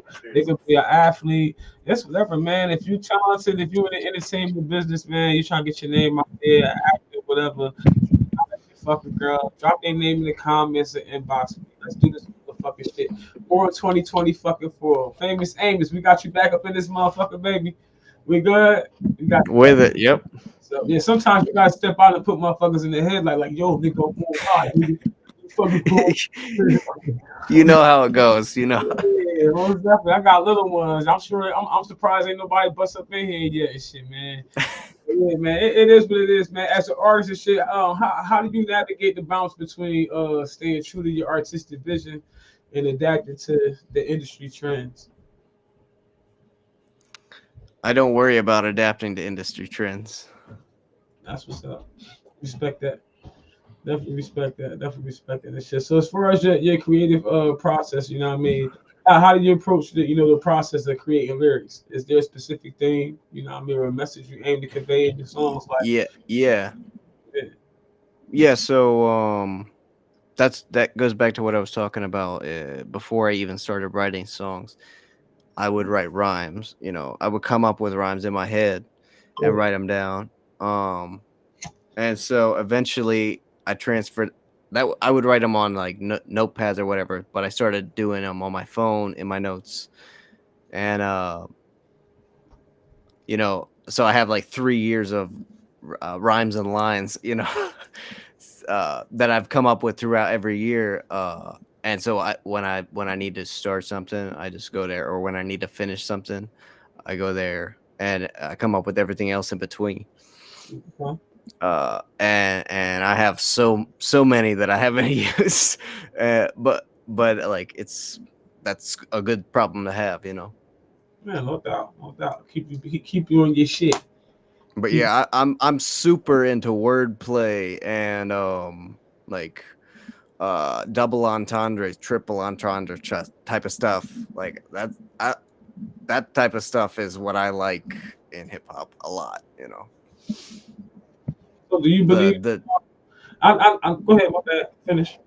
Oh, I was just gonna say like, and even twisting words to rhyme that aren't supposed to rhyme with another word, type of stuff like that. It's just dope. But go ahead.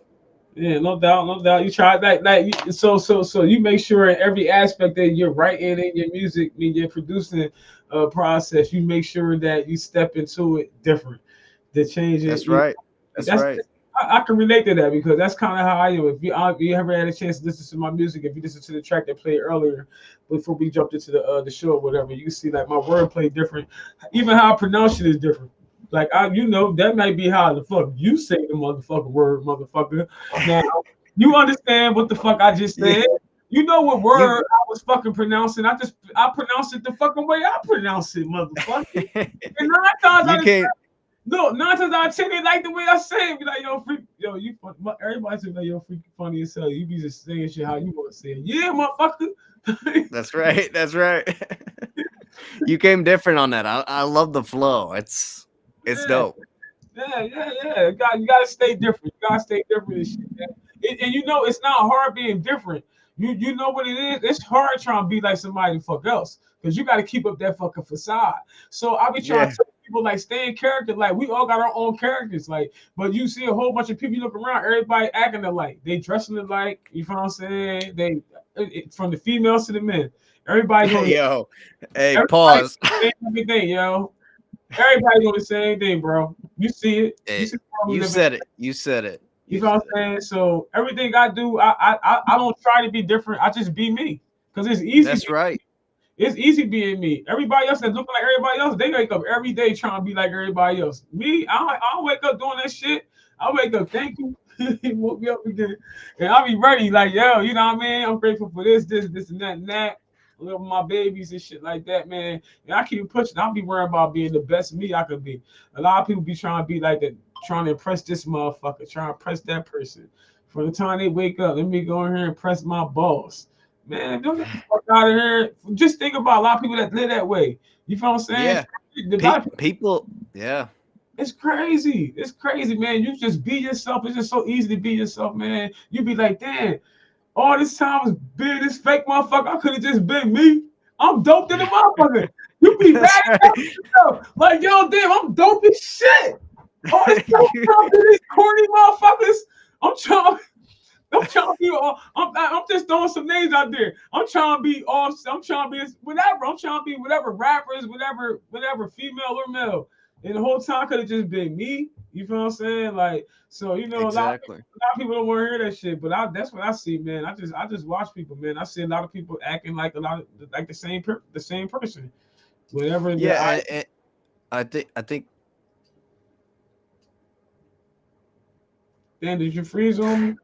Oh, yeah.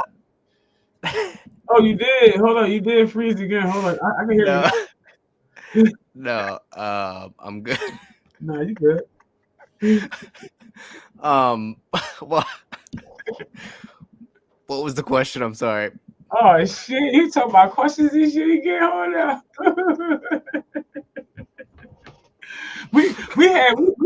You had started answering the question, then we started branching off to something else and shit. But we was basically talking about people just being who they are. You know? No. Yeah, I was gonna speak on that. My bad. So like it comes down to the image and the facade that gets promoted, you know?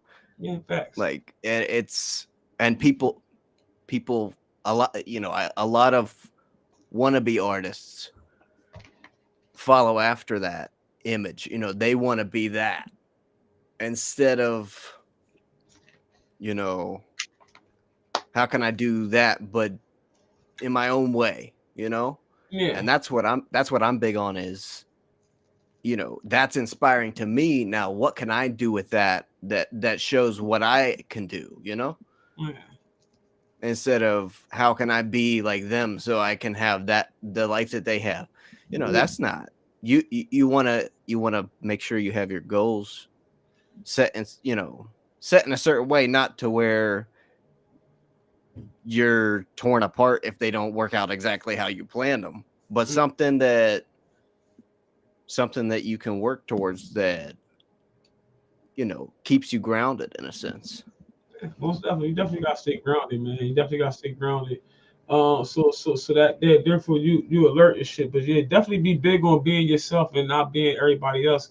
It's just too much work trying to be like somebody else. Not saying I know personally. I just be seeing people working hard trying to be like the next nigga or working hard trying to be like the next bitch. Like, bitch, if you don't sit your ass down, nigga, if you don't chill and just be you, like you'd be so amazed how dope you are, man. If you just start digging yourself, you know what I'm saying? But so people so into other people and shit. And I think that plays a big part in why we see all these other artists, a lot of artists, I mean, mimicking other artists.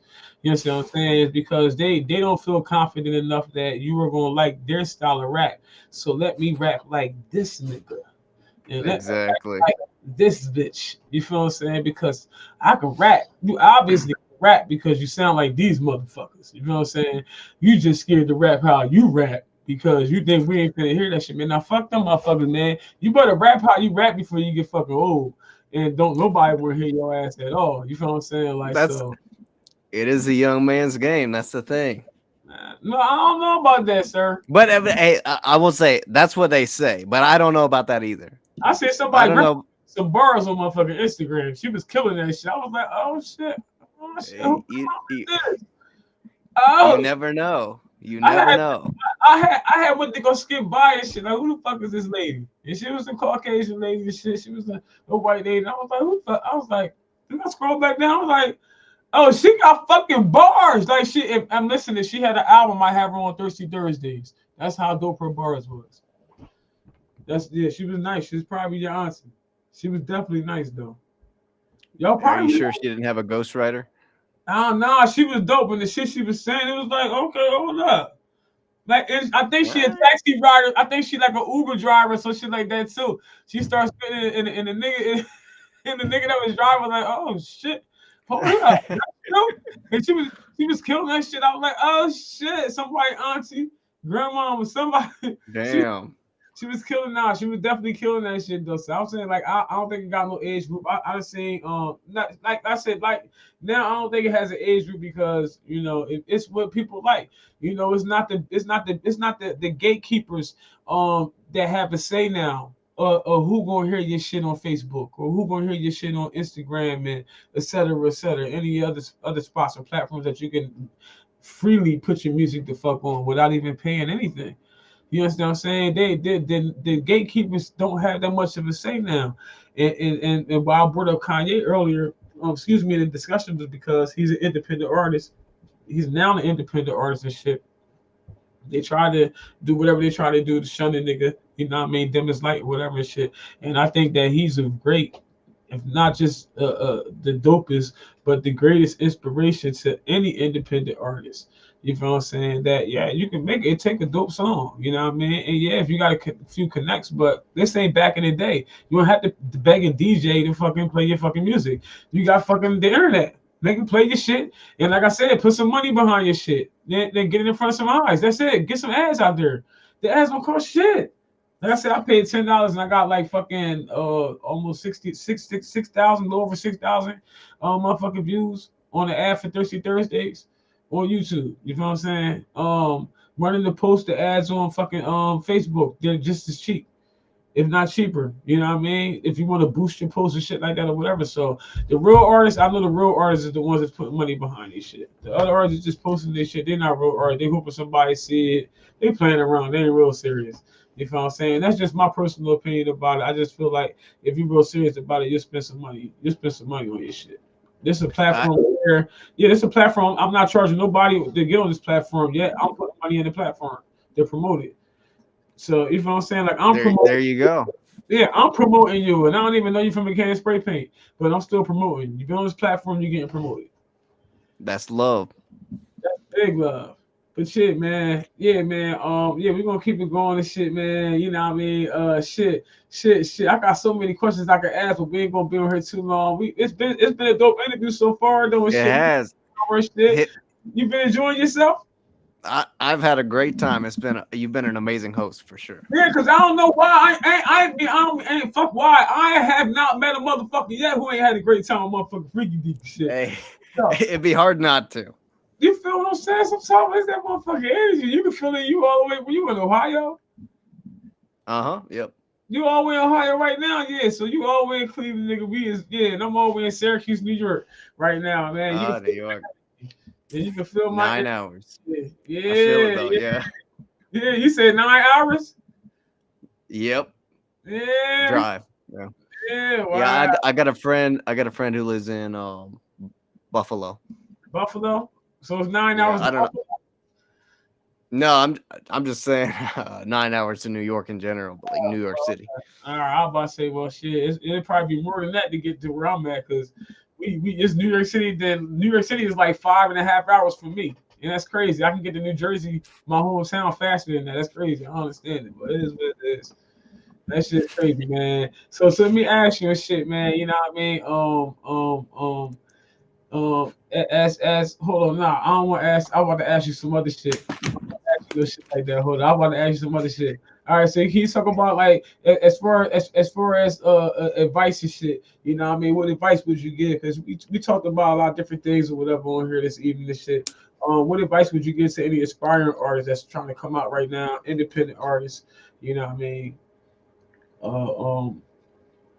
What kind of inspiration would you give them, or any type of tips would you give them to try and make their mark in the industry right now? I mean, particularly with all the opportunities. Like I said, we spoke of all the outlets on here.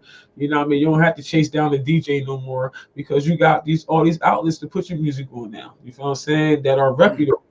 You know what I'm saying? CD Baby, SoundCloud. I mean, we can go on and on. You know what I Oh mean? yeah. United Masters, Amuse. The Muse been around forever. The Muse was one of the first spots online distribution platforms and shit. And it used to be, Really? it was on your phone. Yeah, Amuse, AMUSE and shit. Yeah. Charge. Yeah, that's who they're the first people who I put my first song out on. You know what I mean? With them, this shit, the process move as fuck, and then all these other people just start coming out with all these other different platforms. With that being said, that's my point. You feel what I'm saying? You got all these online DJs playing part. So artists, trust me, you just create your music like you've been creating your music, man. Um, Create your YouTube profile if you don't have one already, a channel, whatever and shit, man. Create your platform on all the platforms, and then run ads. As soon as you come out with a song, the song you think that's the shit, man, run ads, man. You don't have to spend that much money. You can spend $5 a day instead of $25 a week motherfucking budget, and the motherfucker won't go over that. You feel what I'm saying? And you'll get mad more reviews to your shit. I'm telling you, I've did it. I've done it. How you? Yeah, I'm telling you, how you think I got eyes on my shit? I do the same shit. I do it on all different platforms. So you may see me doing whatever here on Facebook, but I'm doing shit on YouTube. I'm doing shit on LinkedIn. I'm doing shit on so many different other fucking sites, man. And it's just all the build this platform for artists, man. You know what I mean? I want to see y'all win. I don't want to see y'all getting Diddy fucked in the ass and shit. Cause you know, Hey, yo, pause. yeah, nah, ain't no fucking pause because we ain't nothing that, you know what I mean? Ain't no reason to pause with this motherfuckers. I don't go to Diddy parties. This shit. And even if I ain't been invited, I ain't gonna say yet because I wouldn't be in a position to get fucking invited. But yeah, you know what I mean? I just don't, I'm being funny, but at the same time, I don't want nobody to have to, you know what I mean, do anything that's gonna be, you know what I mean, that's gonna disrespect they self or their morals and shit. Or even have to sacrifice, whether it's true or not, you know, any family members and shit like that, just to be famous and shit or getting on. Like you don't necessarily have to have a million people liking your music. You can have a few thousand people liking your shit. Can you imagine how much merc if you had like 5,000 motherfuckers, loyal listeners, you know what I mean, that like your music and these motherfuckers would travel state to state with you. Your concerts and all that shit. So you selling merch and all that shit to 5,000 people, and then you do the math. If you selling your merch at $20 a pop, you know what I'm saying? Do the math. That's easy money. For 5,000 people, even though 3,000 of them, you know what I mean, after 5,000 paid to come see you, only 3,000 buy merch, you still made out good on that one show. So I be trying to tell people, like, don't think like, yo, I gotta have a million motherfuckers fans. No, you don't. You don't need that many fans. Yeah, that's one thing that I always go back to is when I was seriously starting to consider, can I make this my career? Yeah. I thought, I don't necessarily, because I hear the horror stories of when you get that big and it's like you would have rather not, so my goal was never to be mainstream. I never wanted to be that, center of attention type of thing. Well, like everywhere I go type, but what I wanted, my goal was to have enough to support myself through doing that. And so in this age we're in right now, that's more attainable than it has ever been, in my opinion. I And definitely agree.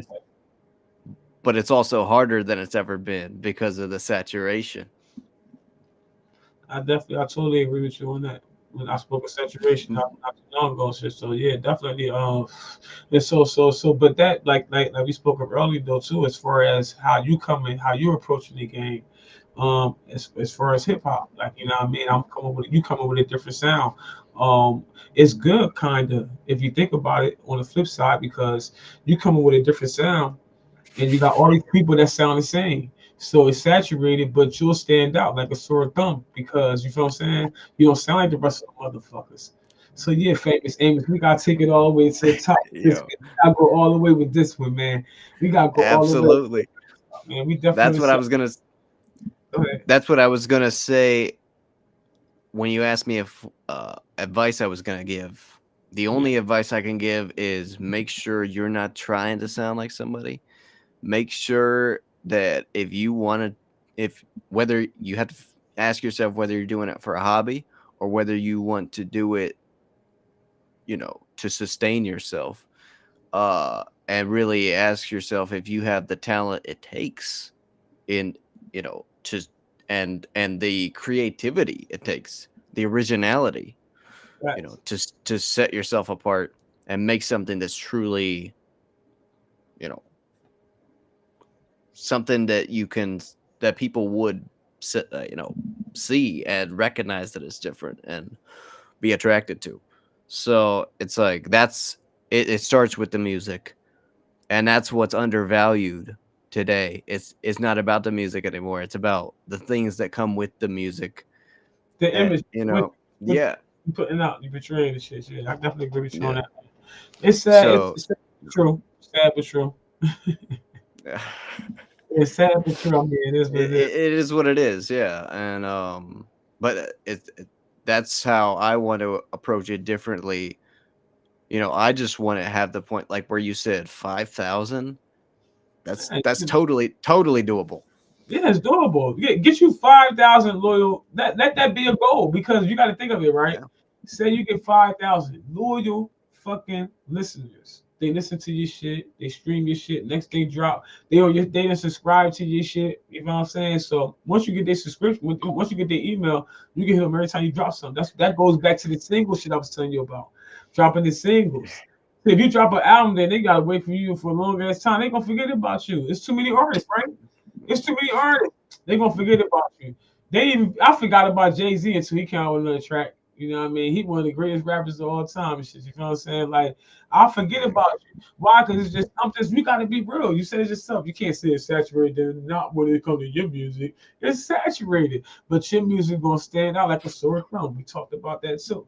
You feel what I'm saying? So, you know what I mean? I just think originality is definitely key. Stick to that. It is. I was gonna say one thing, but I forgot now. You want to say no, but I had a plan because I have a few songs that I wanted to do as singles. So after the album was out for a while, like maybe a month or 2 or 3, however long, I would be releasing those singles kind of on a more consistent basis. Okay. And that way I would be doing it with songs that are less, you know, because the songs on this album they're straight up, it has to all be together to make sense. Like, they're so it's just something else. It really is. I feel what you're saying. Your album tells a story. It does. I got it. And it conveys a concept, many concepts. but definitely, you keep your whole expression. It's like I can't wait to hear this shit. You make sure you send me exclusive when you drop that motherfucker. I will be in touch. Yeah, I will make sure I follow your Instagram after we're done on here for sure, and we'll stay in touch. Yeah, most definitely. I stay in touch with all the artists and shit. You know what I'm saying? For the most part, the ones that still keeping it moving anyway and shit. I still occasionally reach out and shit, see if you got any more like new material and shit. And then I, sometimes I come on Saturdays and I just play nigga shit. You know what I'm saying? Females, so it's a lot of artists I had. Like I said, I'm at about 78, 79. I think with you. I think you make 79. I'm almost at 80 artists and shit in 2 years. So I've been pushing, man. I've definitely been pushing the shit, pushing for the artists, pushing for the culture, keeping it, trying to keep the culture. You know what I'm saying? Because it's been manipulated. It's been used to manipulate, should I say? You know what I mean? Absolutely. It's been manipulated to be used as a tool to manipulate. If that makes, yeah, you're absolutely right. No, you're hip-hop, hip-hop may start out like this, you know what I mean? And anybody that know hip-hop, you know what I mean? I was born in 79, so you know what I'm saying? I was in the cusp. I was there in the beginning. I was a young buck, but I grew up on that shit. You know what I'm saying? And yeah, I done seen the phases. You know what I'm saying? Yeah, now it's just crazy. It's just crazy. That's all. Let me say this. It's interesting. The wave now is interesting. They just keep Yeah, it interesting. the, interesting is one way to put it. Yeah, it's Real I hear talk.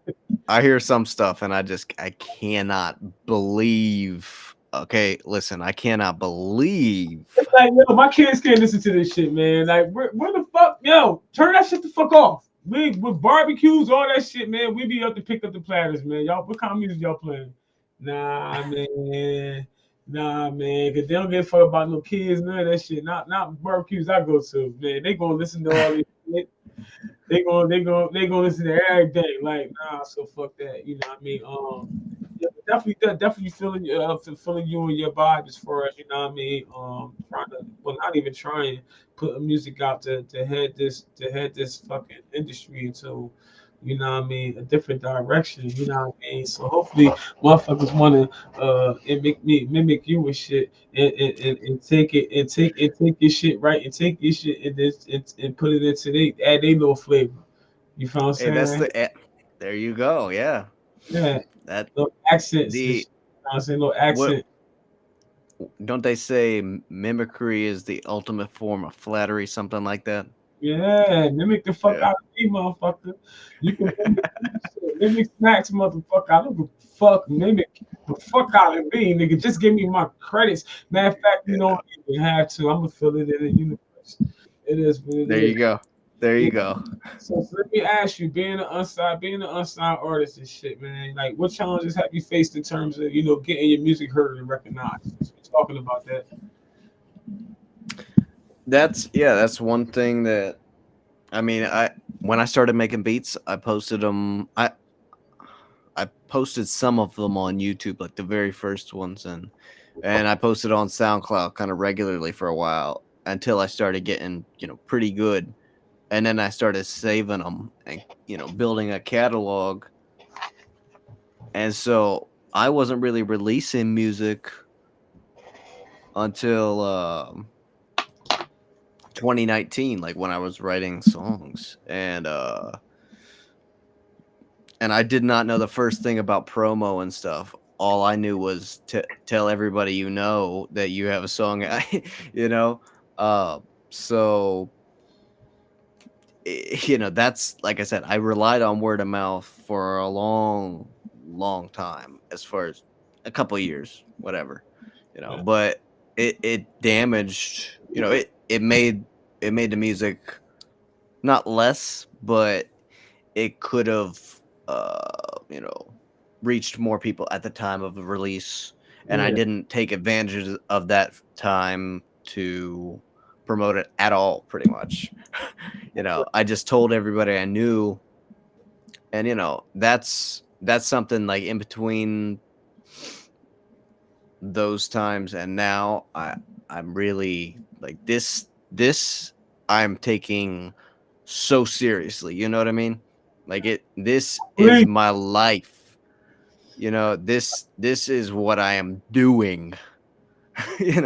So that I'm so invested in it, and like I have this budget, you know what I'm talking about, and so that's how I've really been educating myself, just like online YouTube type of stuff, with so much, so many different ways that you can approach it, and a lot of ways that people do, and I don't want to approach things in the same way as other people at all.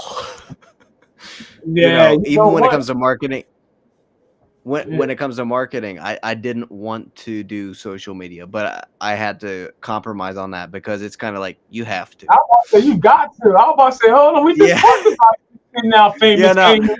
but Fuck I'm now. saying that held me back, like that feeling of I don't want to approach it in the same way as anybody else, but I had to compromise with that side of myself. So it's like you have to be real and kind of talk things out with yourself, in a sense, be logical.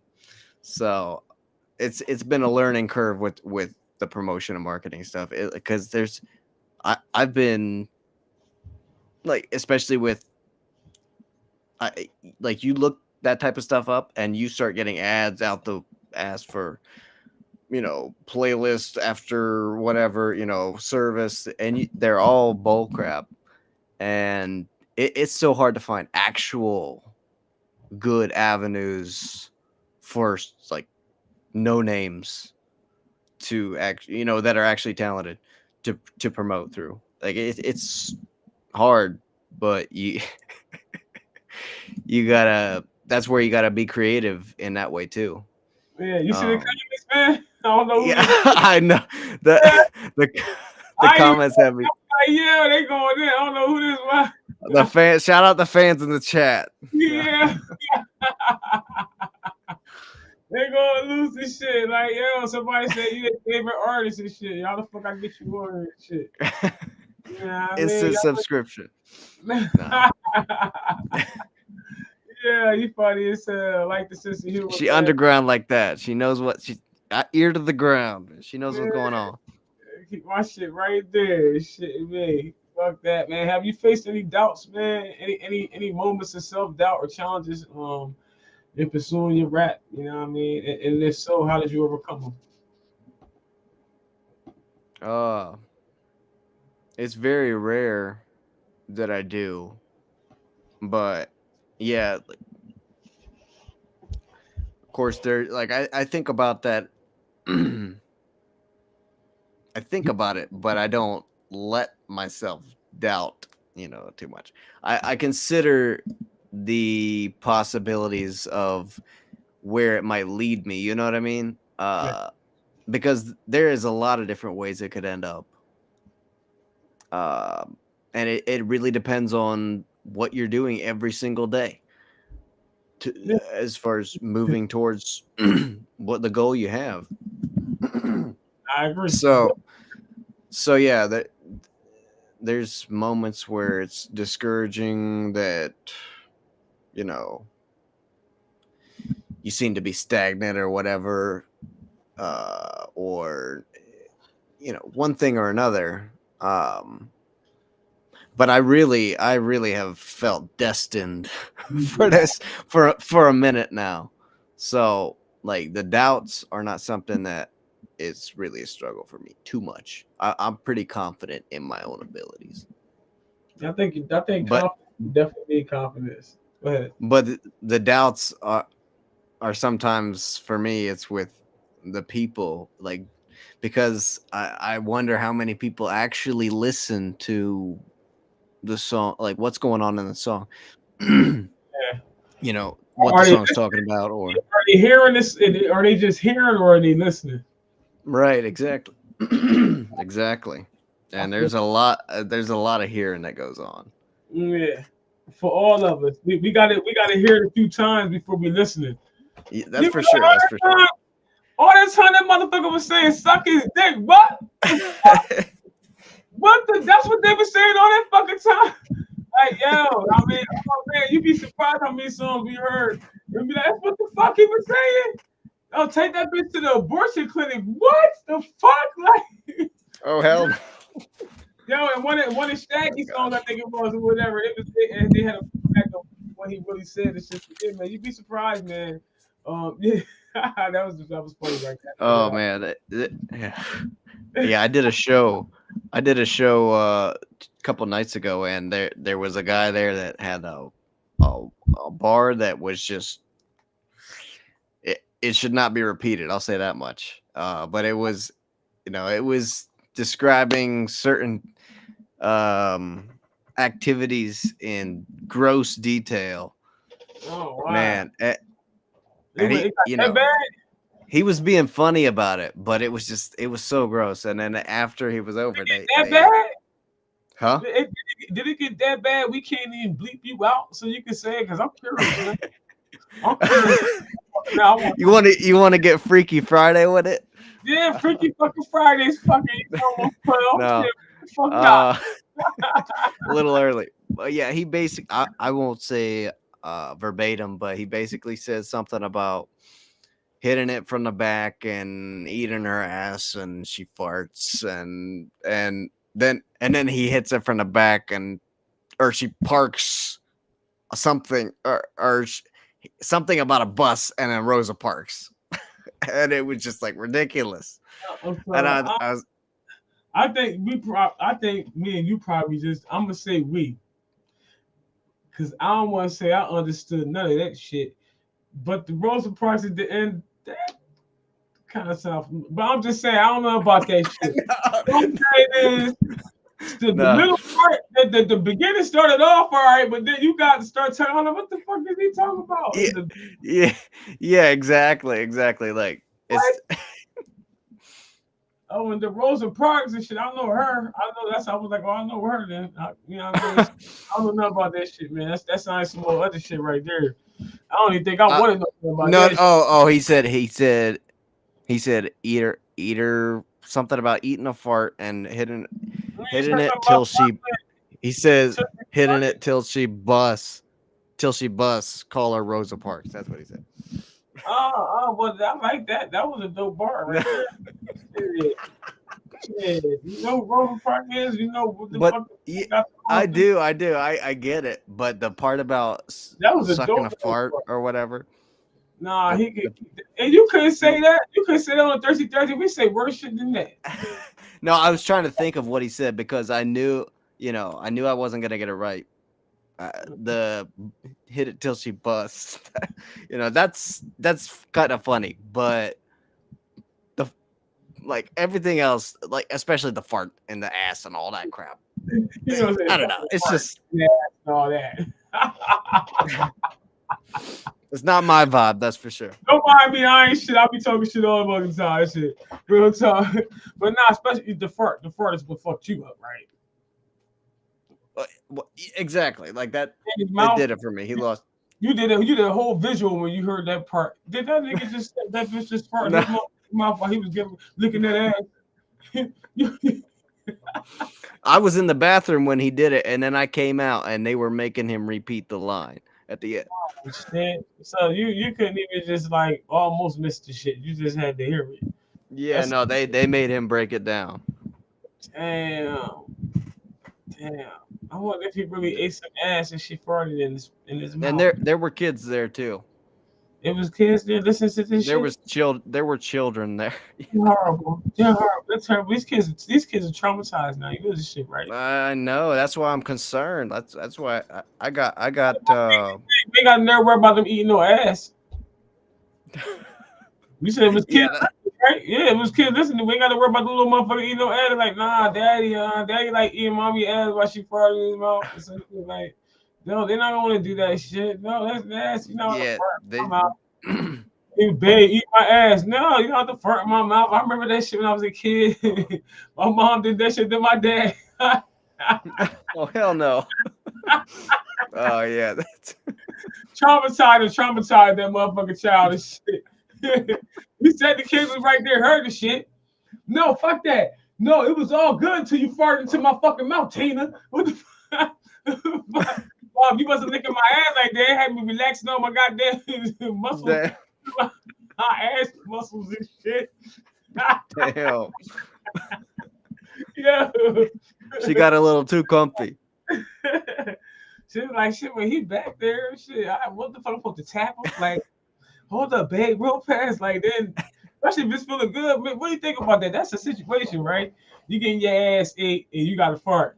Do you tap the motherfucker, tell the motherfucker stop? Like, yeah, absolutely you do. Yeah. He said yes, absolutely. So y'all heard it for famous Amos and shit, man. If your ass getting ate and you got to fucking fart, you better motherfucker make the great escape. Tell that motherfucker chill. I'm about to blow. No, yeah, I guess it depends on the relationship too. Like if you know you can get away with it, then it's just fair go. Game, yeah. Oh, but I just think it's inconsiderate. And it's nasty. It's nasty as hell. And a lasting fucking impression. Like, what the fuck? How can I ever get that shit out of my mind? I can't get it out my. Oh my gosh, yeah. Let's not go there. Because you're gonna have a taste with the fart. I don't give a fuck. You're gonna have a taste with it. I don't give a fuck. Especially if it's right there. I know anything about this shit personally. I'm just saying. The visual in my mind is just fucked up for whoever is on the receiving end. Yeah, man, don't be eating no ass, y'all. Make sure they ain't got gas first. You know what I mean? If you're gonna be eating some ass, yeah, make sure they ain't got That's gas. right. You know, That's a yeah, bar. That's a bar. yeah. We gotta take that. I mean, I said take. Take. You heard what I said. I don't know Yeah. about me for Diddy and shit. You know what I'm saying? But we gonna. Nah, real talk, man. Real talk. So as far as I know, you just spoke about you said you just performed the show. What it said Yeah. last recently or whatever shit. It Like, was Tuesday night. Yeah. okay, so with my question with that is, you know what I mean, can you share some memorable experiences from live performances or interactions with fans and shit? They be like, "Oh my God, famous Amos!" Like, what's up, Amos? Nah, I'm fucking with you, but now go ahead. I would say the last show I did not know a single soul there, so I was not having that experience. But a couple people said they enjoyed it, said that was cool. Okay. But at other shows, I've done two other. This was the first time I performed by myself. So the two other times I have performed has been with my friend. Shout out to be Frank, all caps. Frank, And shout out, baby. hey, that's right. Don't be letting the So front out, nigga. But my bad. no, it's all good. It's all- But both times at those concerts, I mean, it was great reception from the crowd. Obviously, I didn't know them all personally, but we had some sort of connection to them somehow because they were at the show. But it was cool. I've never heard things that were negative at all. It's always been, love. But I feel like that's kind of how it is at shows. People feel obligated to say that, but I've Bullshit. never felt. That's bullshit. You haven't been to none of the crowds that I go perform in front of. I have performed in a while, but it hasn't been that long ago. But my last performance was a dope performance. I had performed a while before then. This shit, because that's a whole nother story. But anyway, I say now, it depends on who you perform around, because it don't matter if you whack a motherfucker gonna be like boo. That's right. Yeah. Yeah. I don't even think they say boo no more. I think motherfuckers say, man, get this motherfucker off the stage. I think that's what people say now. I think that's what I know that's what the fuck I would say. Boo is taking too much energy. You gotta be like, boo, that's too much. That's like exhaling. No, get that motherfucker off the stage. I think that just sounds much better. You feel what I'm saying? Like, It takes a lot more energy, I would think, but yeah. Yeah, but it sounds better. Shit, fuck that. If you're gonna exhaust all that fucking energy, you might as well make it sound good coming out. You feel me? Man? The thing is with that, you can't get the whole crowd saying that. Oh, you could maybe get the whole crowd saying that, but boo is a lot easier to kind of catch on type of thing. No, but, I'm telling you, man, shit done changed. It's 2024, yeah. I'm telling you, I guarantee. You're absolutely right. I'm gonna start the trend. There you go. I like it. I'm gonna start that shit. I'm gonna make sure I rewind this shit because I ain't gonna remember it. Write it down now. I can take notes and shit. Real talk, man. Real talk. So I mean, do you see yourself performing like, you know what I mean, like any festivals? I mean, it's coming that season coming up.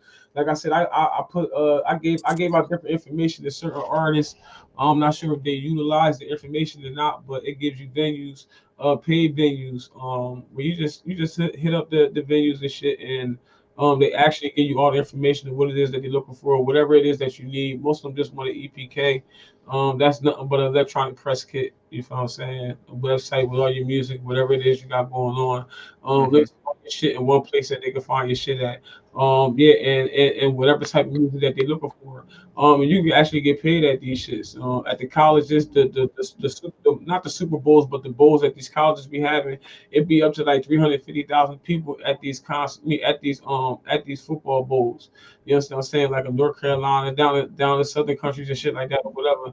Wherever they doing it, I mean the big universities at and shit like that or whatever. So even as the artist, you not only can you perform it at the venue and shit and get paid, but you can also create your own merchandise and take your merchandise there too, and sell your merchandise to the people too. So you'll be making mad money because you're a concert. That's a concert. You're making all that money. That's all your money. You know what I'm saying? So, you know what I mean? Like, if you're interested in information, I can give that to you. Just shoot me your email after this show. Absolutely. With any information that whatever that need to be updated, just let me know. I hit them up. They give me the information. They keep the list updated. I appreciate that. Thank you. Definitely and shit. Well, everything is mostly social. Most people don't change their social because they got big followings. You know what I mean? But I got their direct contact and shit. So you know what I mean? Like, and I'm telling you, like, all different types. It's just as long as you can get to the location, you're there. Like you as an artist, you can literally set up your own tour. But like you said, you set aside a budget. You have to set aside a budget for that. A lot of people got families and shit like that or whatever and want to pursue this. So the least thing that they can do if you can't afford to set up a tour for yourself, you know what I'm saying? The least you can do is just get your music out there, create a visual, and then throw ads, throw a couple of dollars behind your ads, $25 a week on your Facebook, whatever, Instagram, YouTube, LinkedIn, whatever, Pinterest, Reddit. I mean, all these sites you can be on, all of them, or Snapchat, TikTok, all of them. Like TikTok will automatically. TikTok is crazy. You gotta hit TikTok, hit that flame joint, and get your shit promoted on that shit. They put your shit, you'll get hit over 6,000 views ASAP. You know what I'm saying? And the more you buy, as far as placements, you know what I mean, the more you get seen and shit. So and they took all UMG music off of TikTok. So for any up and coming artist that's doing their thing, the time right now is to do your thing. You become a content creator on there and put your music out. You know what I'm saying? Because the people that was on there, you know, using them people's songs, Beyonce and all their songs and shit like that or whatever, they was the ones that was making their shit ring. You know what I mean? They come out with a track, these niggas make a dance to it or some shit like that or whatever. Now that track trending. You know what I'm saying? So the artists that signed, they losing a lot of money now. But this is an opportunity for unsigned artists, independent artists to really get their name out there now, because they'll use your songs now. Once your songs is out, it'll come up on TikTok roster. You know what I'm saying? So if you want to use a template, then you want to pick a song, it can be this song. It could be famous fucking Amos track. That's right. Real talk. So you know you gotta have goals, man. You gotta have goals. I think you have to. I don't even think. I just know that you just have to write it down, man, and just follow step by step, stick to it. It's just shit, so it shouldn't be hard to stick to. Yeah. That what you're saying about shows. That's one thing I've really been trying to focus on doing a lot of this year. Is I want to do as many performances as possible, but that's part of the reason I moved here in the first place, like closer to Cleveland. But it's kind of difficult to find the right, you know, venues, especially for that kind of, you know, at least I've been looking at like venues, and I see a lot of like rock, jazz type of thing, you know, but not a lot of hip hop venues or hip hop friendly venues per se. So it's like, I don't know. You got to find where things are popping off. Well, like I said, I got you on that. All you gotta do is be able to get to the locations. And I'm sure it's some in Ohio as well and shit. Like I said, they got festivals and shit like that. Where they got festivals at, state fairs, anywhere it's gonna be a bunch of people at. Locally, they always looking for talent. They looking for local talent and shit like that. Like they set aside a budget for that. You know what I'm saying? For local talent and shit. I'm talking about this is that a lot of people that be doing like open mics and shit like that. They know this, so they go get that money from the city and they say, okay, we got the talent. And then they get the people to perform, and then they have them perform for free, but they don't know that they're getting paid off of their talent and shit like that. It's fucked up, but that's the game. So that's another reason why I created this platform and shit like that, because everybody want to make money off of artists. I'm an artist. You know what I'm saying? Like all we want to do is get our name out there. That's it. That's right. Like, can we get out there? That's right. Can the people that's watching choose if I'm hot or not, or who hot or not? Like, you know what I mean? Like, you that's know, right.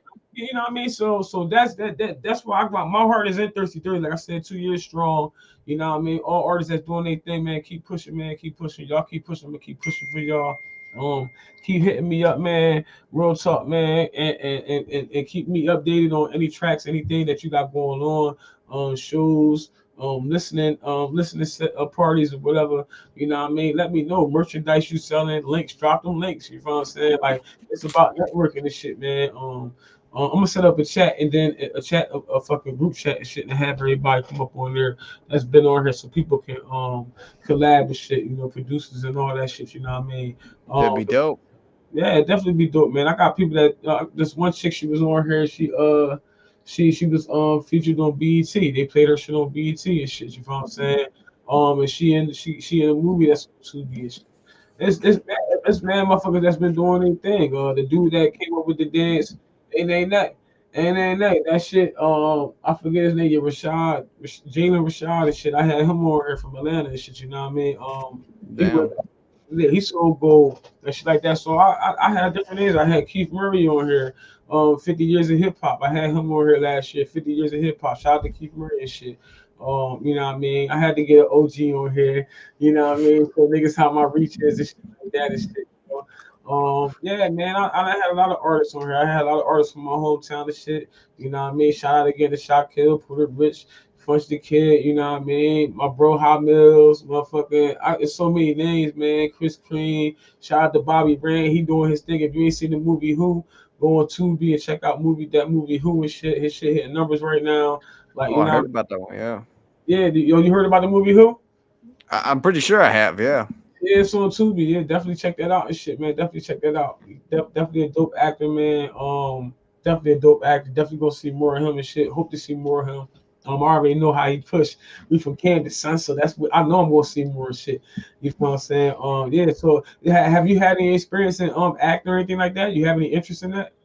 Absolutely, yeah. In high school, I kind of developed quite a few different acting chops, I guess you could say. And a lot of people told me, oh, adults when I was graduating, type of thing. They told me that I should go into acting and stuff, but they didn't know I'd been making beats for 3 years and stuff.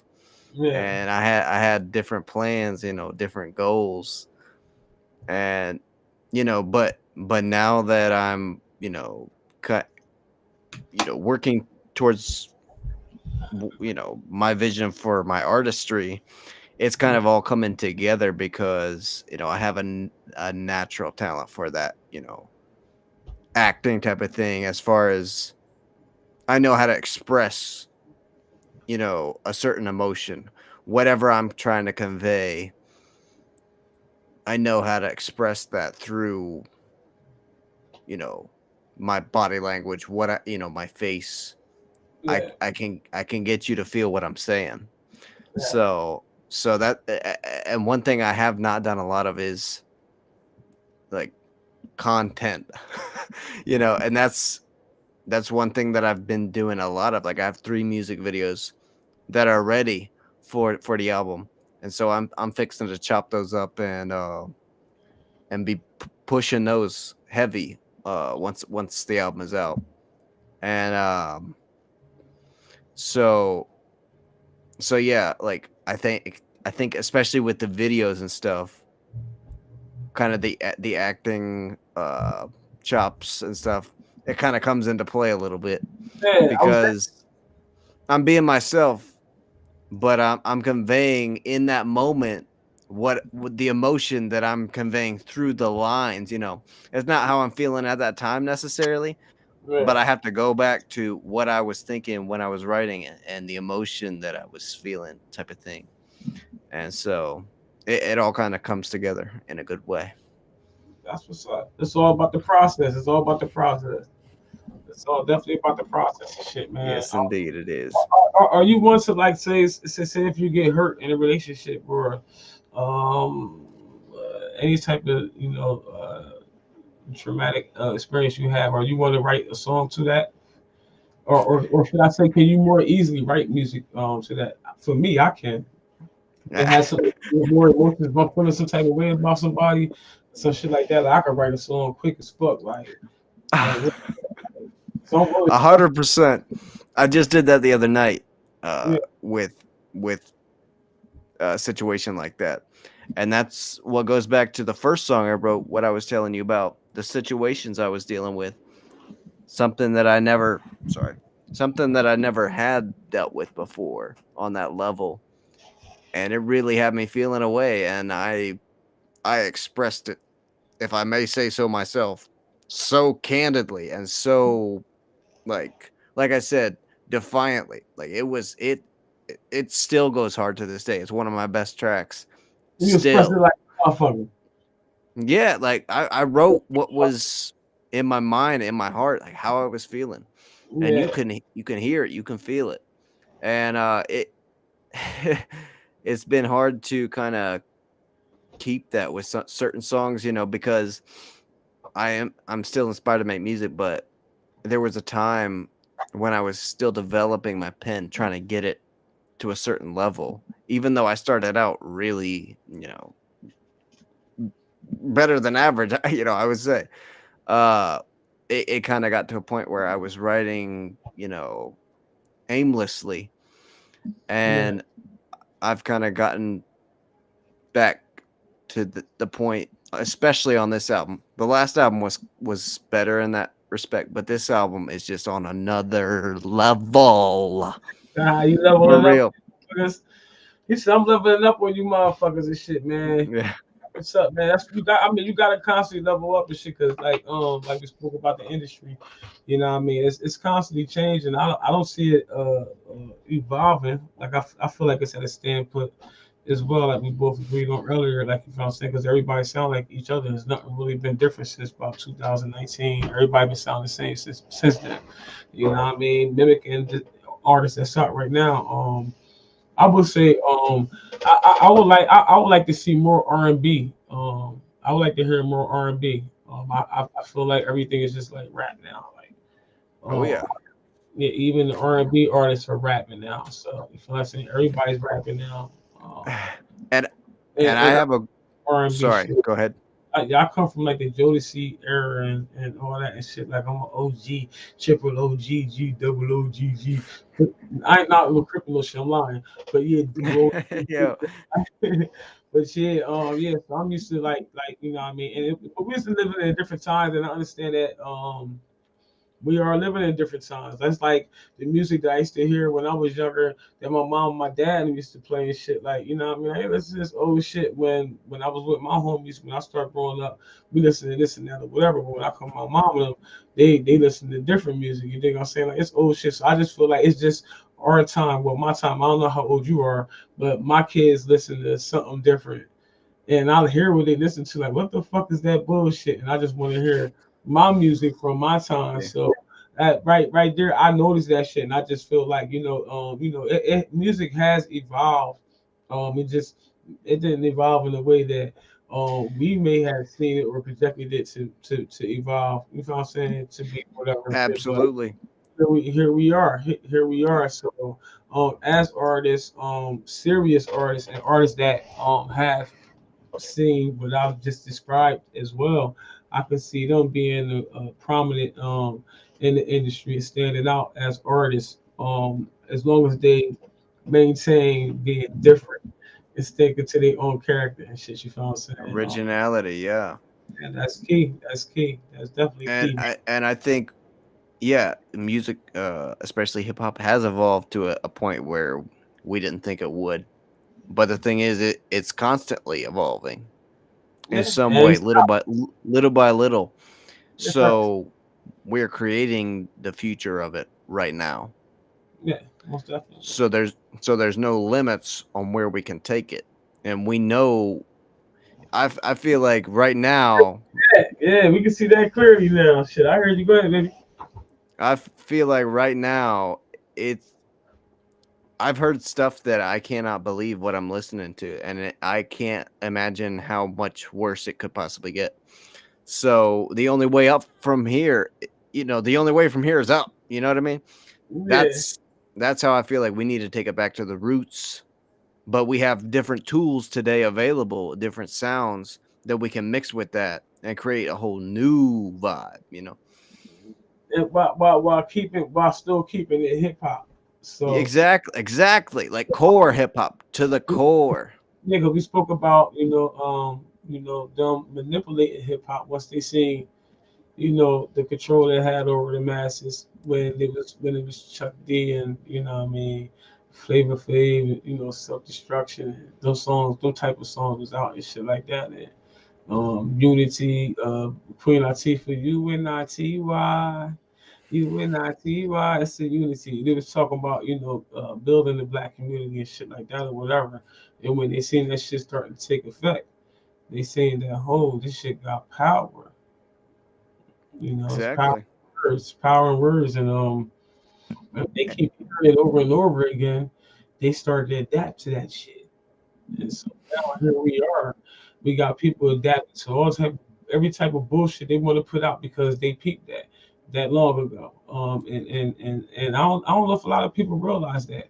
You know what I mean? As or even as artists, I don't know if a lot of people realize that. If they just realizing it now because they hearing how I'm putting it, you feel what I'm saying, or whatever. Because sometimes you just need to hear shit a certain way for you to comprehend and download Absolutely. the your motherfucking brain. You feel what I'm saying? Yeah, I'm a real deep thinker, so I just think about because I get high all the time. Well, when I can, I'm high. You know what I'm saying? Like I'm high right now, so I look like I'm eating Chinese and shit. You feel what I'm saying? I know I'm for real though, but I know what's going on and shit. And I just think that you know what I mean they real. I just know for a fact they realized that hip hop had influence out of all other genres. Hip hop had Yeah. because hip hop, especially the community that they wanted to affect the most systematically, which is my community. You know, people that look like me. They're gonna say what they trying to change. Oh, nah, that's not part of the agenda. So and then we seeing what how powerful this shit is. Shit, okay, all we gotta do is put the right faces. You know what I mean, in the right, boo, boo, boo, in the right places and shit, and we going, excel with this shit. And that's what they did, and they constantly leveled up, and that's where we at now, to the point where as though they using it as a tool. They manipulated hip hop to manipulate the people who listen to hip hop. You know what I'm saying? And then now you got all these people out here doing all this crazy shit, all because of hip hop. You feel what I'm saying? You know what I mean? And the sooner the people realize that fucking shit, the sooner we can go back to the roots and just be making music to be like hip hop, hooray, ho, hey, That's ho. what I'm saying. That's what hip hop was fun. You know what I mean? Niggas was just having fun. Us ladies was getting our butt grinding on and shit, and we was humping and we was slow grind. We was dry humping each other and shit at parties and shit. Now it's like man, you put a duck, motherfucker, somebody shooting, like it's crazy. Like yeah, shit got out of hand back in the day, but it was always fighting. It was rare to see a motherfucker pull the gun out. People fought back in the day, but you can't blame people for shooting now because you just don't never know who got a gun go shoot you. You feel what I'm saying? So it's like we like living in the wild, wild west, motherfucker. You feel what I'm saying? In a You know, sense, yeah. we are. It's wild, wild west out this bitch. You feel what I'm saying? Kill or be killed, motherfucker. So Wild Wild West Coast. everywhere though, it's like that's the Yeah, mentality. no. Yeah, Yeah, exactly. Because it's internet. yeah, it's just crazy, man. It's just crazy, man. So, you know what I mean? When I put, with that being said, it lead me to this question right here. You know what I mean? When you put out your music and shit, man, when you create your music throughout your creative process, outside of, you know what I mean, saying what we just talked about, you writing it off a traumatic, a trauma experience that you had trauma from or whatever and shit like that or whatever. Like, you know what I mean? What message do you try and send, you know what I mean, through your music?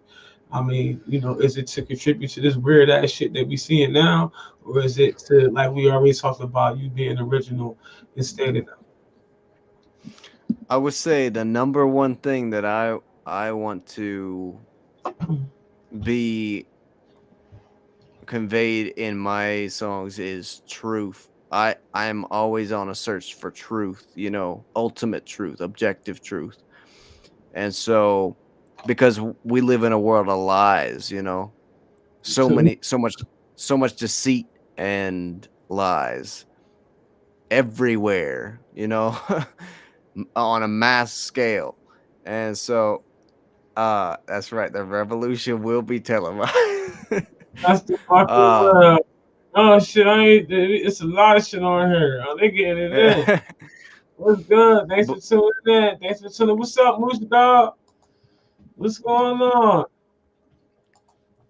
but yeah, so a lot of people are under delusions and uh, under impressions of lies, thinking that those are the truth. That's what the truth is, or things like that. So those are the types of things that I want to write about in my music. Is at least what I've found to be the truth. Uh, and that's especially with this album. I mean, it that's a big part of it, and another part of it is just you know, my personal experience, my story of life, you know, because everybody's got a song, you know, and I think a lot of people will never realize that within themselves, but we all are, you know, have a story. Everybody has a story. And for me, writing about things, it's like you are, you know, you look at your own life and you look at where you've been, where you've come, you know, both in mentality, you know, emotional maturity type of thing, location, you know, thought process type of thing, all kinds of things. So it's like those are the types of things that I use when I'm writing, you know, about my own life. But I also write from the perspective of somebody else. You know, I write with other people in mind, because I don't want it to only be about me. That'd be funny. And so, not that I'm writing from other people's perspective, but I'm writing, you know, if I was me before I had been in this situation, you know, something that would have helped me, or if I was going through this situation, I heard this at the time, would have helped me, type of thing. You know, does that make sense? Definitely, no doubt. Yeah. No doubt, man. Definitely is shit, man. I think a lot of artists, you know, the ones that aren't being controlled and are looking to mimic artists that are their favorite or whatever, where they think that's going to shortcut them into. Because I've met a lot of artists, man. They just be thinking they be so hyped, and I be like, yo, you sound like this nigga and this nigga at the same fucking time. Like, yo, I'm like, yo, but then you can't tell them that they ain't the shit though. I'm like, all right, you know, because I ain't dimming nobody like that. I don't do no shit like that. You know what I'm saying? That's what you believe. That's what you believe. You fuck around, be the one get on, and that's how I feel. Like it's always the ones that you don't think that get on. You be like, yo, this nigga on. Like, and it's like because you know maybe you would have been on too, but you chose to be like these niggas. You know There you go. You know what I mean? You know, because you're cool if you like that, but if you weird, then you ain't cool. You know what I mean? Like, man, I'd rather be weird. Yeah, go out on a limb, like try something new. Yeah, I'd rather be weird. Yeah, I'd rather call me weird, motherfucker. I ain't talking about like a spooky, non-dateable weird, but just call me weird. Like, yeah, motherfucker. Yeah, I got a bar in the first track of my album that says it goes in a bizarro world, you gotta go crazy to stay sane. So it's like I look at people will think I'm weird. That makes sense. They're the weird ones to me. Yeah, you know, they're the insane ones for thinking the way that they do, for living the way that they do, and wanting to criticize me, you know, because I know what I'm doing. You don't know what I'm doing. Yeah, that part. Oh, you making assumptions and shit, and therefore you making assumptions, which can be anything. So you know, and it comes from ignorance.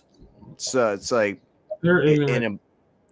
Like you have to, like I said, you gotta go crazy to stay sane in this world because it's absolutely insane out here. And I said some bars like that in the track I just put out. I said something about I said life be life, and it's all about how you chalk it out. I was saying something as far as you know what I mean, like motherfuckers, like all y'all see is the goodness. You know what I mean? Thinking I'm sane. You know what I'm saying? Because all you see is the goodness. You thinking I'm sane. Y'all don't know what's going on in back. You know what I mean? How yeah. You feel what I'm saying? Like, because all y'all see is what I show was the good shit that's going on with me. Y'all don't know what's going on. I'm saying. So y'all think that I'm sane. Y'all don't think I'm insane. Y'all don't think I'm crazy. Y'all think I'm, you know what I mean? Y'all thinking highly because that's all y'all seeing. Y'all thinking whatever I'm putting out to y'all, whatever I want y'all to perceive, you know what I'm saying? Or whatever I'm putting out, y'all perceiving whatever y'all want to perceive off of that. I'm off of whatever I'm putting out. You dig what I'm saying? And I spoke that bar, I spit that bar in it because that's real. Not It is saying real. not saying I'm insane, but people don't know how or whatever I did to get to where I'm at, and how much more I'm willing to do to get further. You understand what I'm saying? And that take a lot of selflessness and selfishness because now I gotta stop doing certain things that I was used to doing or even for people and shit because I just gotta worry about me right now, elevating, you feel what I'm saying, and shit like that or whatever. And I think that's something that we all need to do.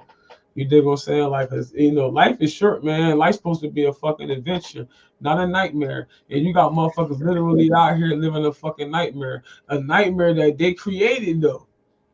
Yeah, exactly. Through choices. Yeah. Yeah, man. So, you know, people say they don't have control over your life. You lying. That's the fuck you do. You know what I mean? You know, you do have a lot of, you do have a lot. Uh, There, uh, a lot to say and a lot of control over the way your life shifts and shit throughout life and shit. So exactly. I mean, there are certain external circumstances that you can't control, yeah, but the choices you make every single day are leading you to your future. most Either definitely. way, so there are things that will happen, that you can't control, and it's a partially about how you react to that, but it's Yeah, also about like the conscious and unconscious choices you make, that you yeah. maybe have to become conscious of. It's like this when I say that because I know things happen to me. You know, things like you said that things happen out of your head. You don't know why the fuck it's happening to you.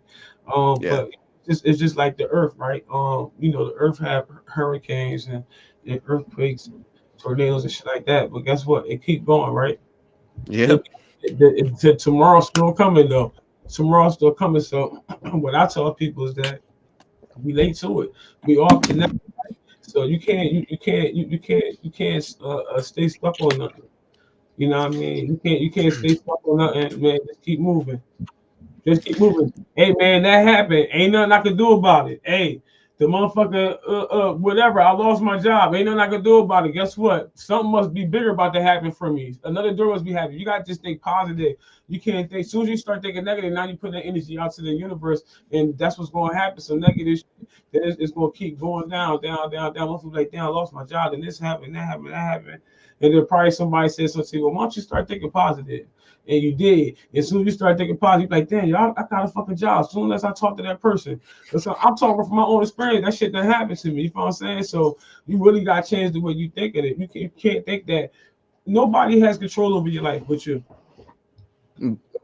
Yeah, and it's like it starts with the mentality. Yeah, unless you in jail. Nobody has control Well, over yeah. it. And it can be easy, especially if you got a lot of things happening externally Yeah. that you can't control. It can be easy to get in that mindset of, oh, woe is me, I got all this happening to me. And then you get stuck. But you can shift your mind to, to forward thinking. You know what I mean? Yeah. Like, what can I do to go up from here? You know what I mean? You gotta keep pushing, man. You gotta keep pushing, man. Yeah, like life gonna have earthquakes in this hurricane. It's gonna have hurricanes. It's gonna have storms too. But you gotta keep pushing. You just gotta keep pushing, That's man. right. You turn just like the days keep coming. You just gotta keep pushing. You just gotta acknowledge that fact. I know it. And how I push through things is that I just know, hey, if I can't do nothing about it, I can't do nothing. Why worry about some shit I ain't got no control of that shit. Yeah, I'm fucking upset, but fuck it. That's as far as it's gonna go. Yeah, I'm not about Yeah, to. You feel what I'm saying? My whole energy is not about to change today because I realize it's just nothing I can do about it. I'm gonna get mad, cause my body to go into stress and all that shit. Nah, I can't do nothing about it. So it is accept it for what it is. Yeah. now learn from it because it must be a lesson. It happened Yep. for a reason. Everything happened for a reason. So what's the lesson out of this shit? You know what I mean? Yep. So you got definitely you got definitely take heed to everything that's going on in your life every day. Absolutely. Everything is happening because it's leading up to something. It's leading up to something, man. All I'm saying is I've been experiencing this shit. It's just crazy. And yeah, it's just crazy. I think life for me, it has its different phases. Like you be in different characters in different phases of your life. You know what I'm saying? Yep, Like, exactly, because you're always growing. Yeah. yeah. So I wanted to be a rapper. But then I also wanted to, because I knew I could fight, and I like fuck, I would knock motherfuckers out. Let me fight. So I started boxing. I became a professional boxer. So I was pursuing both the music and the boxing. And then, like these is little shills in my life and shit. I mean, of course, I did other things before then too. I was always an athlete, but I'm just speeding it up. And then I was a business owner. You know what I'm saying? And then I was a mother, you know what I'm saying? You know what I mean? And then, all different types of so you become different characters is what I'm saying. I'm not about to go keep going. But even to where I'm at now, you know what I'm saying? I'm a grandmother now. You know what I'm saying? Hey. A podcast show host, you know what I'm saying? I guess I'm inspirational to some motherfuckers and shit, 'cause they be hitting me on top, be inspiring them and shit. You know what I mean? Hey. Yeah, fuck that shit. You know what I mean? Like, you know what I mean? I guess I'm a jack of all types of different trades. Like I said, I'm a business owner, so I own 2 businesses and shit. You know what I'm saying? So I'm elevating. I'm constantly elevating, but I'm in a different character right now, though. So I'm in my business mode now. You know what I'm saying? I'm an entertainer. I'm not just a rapper now. Where I was just when I started, I was just rapping. Then I wanted to box. Now I'm a professional boxer. I did whatever I had to do leading up to me becoming a professional boxer. That was a different character. I was a boxer then. You know what I'm saying? And so Different then mentality. Yeah. different mentality. And I was a mother as well too. So you know what I mean? I gained 2 more, you know what I mean, labels and shit growing. You know what I'm saying? So it's like I think that we all grow and we and through level at different phases of our lives and shit, we become different characters. That's why when you're in a relationship, you be like, oh, he changed or she changed. That's because we always changing. You need to be more concerned when that motherfucker's still the same. You've been with his ass for 10 fucking years, or she's been with her for 10 fucking years. Bitch, you still doing the same fucking shit you was doing fucking 10 years ago, motherfucker. Nigga, you still doing motherfucking because you doing why you talking? Because you doing the same fucking dumbass shit. I'm tired of saying the same shit. I've been saying the same shit for 10 fucking years, motherfucker. You said it. You said it though. Nah, man, shit crazy, man. Shit be crazy, yo. Shit be crazy, yo. Shit be crazy, though. So I think we all need change. We all need. If you're still the same, then that means you need. I think you need to work on yourself and shit, man. I think we all need to change. Become the character that we are, man, and stay that motherfucker. Like, be yourself, man. Fuck that shit, yo. Like we talked about earlier in the interview, like, man, be yourself, be original. If you want to be an artist, man, be yourself, man. Ain't nobody saying you ain't got to use no auto tune, but that's a trend. You know what I'm saying? Hey, you're not wrong. Ain't not wrong with it. I'm just putting out certain things that people tend to attach to and shit. Attach themselves to it because it's the sound. It's the sound right now. So they figure if they use auto, it's not going whatever and shit. But it does do good with your vocals if it's used right. You don't have to sound robotic. You think I'm saying? So no, yeah. I don't know if you heard me, but I said you're not wrong. Yeah. Oh no, I didn't. No. I didn't think you disagreed on that type of shit. Yeah. Okay. Cool. Yeah, I just feel like originality is key, like we both agreed upon. And I'm sure people that's watching now, that was watching the show earlier, and that will be watching in the future would agree, man. And networking is key. You definitely have to network, guys, man. You got to network. It's not hard to talk to people. I get people on this show, and I be having them laughing like a motherfucker. I don't know these motherfuckers. I just met him. I don't know famous Amos. I just met famous Amos and shit. You know what I mean? With famous ass. And how you feel about the interview? How you feel about the interview so far, famous? Hey, we've been on this bitch for 2 hours and 18 minutes. So if it was a fucked up interview, we would have been gone. No, yeah, I would have been off in under an hour for sure. No, it's been great, and you have been a wonderful host. Like I said before, I can't thank you enough for the opportunity of having me on. Appreciate that, brother. Definitely appreciate that, man. You already know what it is, man. It's y'all hosting one and only tall, skinny, and bony. Would it be like, homie, Freaky D, aka that mother motherfucking snacks, man. Bring y'all the dopest motherfucking entertainment, man, from across the globe, man. I told you I ain't playing with y'all, man. I'm everywhere. These motherfucking long arms ain't this motherfucking long from no motherfucking reason. I got that reach. Y'all better stop fucking playing with me. Stop playing with me, yo. Real talk, man. Make sure y'all stay tuned. Keep tapping in this shit. Freaky Fridays is not gonna happen this week, man. I got too much shit going on outside, but I did not want to disappoint y'all this week because I took off last week because I was in Jersey being grown, taking some me time, had to visit home and shit, man. But famous Amos, man, I want to thank you again for coming on the show, man. Is anything that you want to say to anybody that's watching right now, man? Do your thing. Well, anybody that tuned in, I'm grateful for you watching, and if you stay to the end, you're a real one for sure. No doubt, man. Definitely keep your eyes open and keep on the lookout and keep your ears on the lookout to listen for. I said keep your ears on the lookout. Well, yeah. I see what she was gonna say. I can gather my again. No, you're good. I was gonna say if you follow me on Instagram at famousamos.sound. If you want to stay tuned for the upcoming release of the album Out of Life coming in June, I'm hoping. I have everything finished for it, so I'm just finishing up the mixing and mastering on it, and then I'll be rolling it out.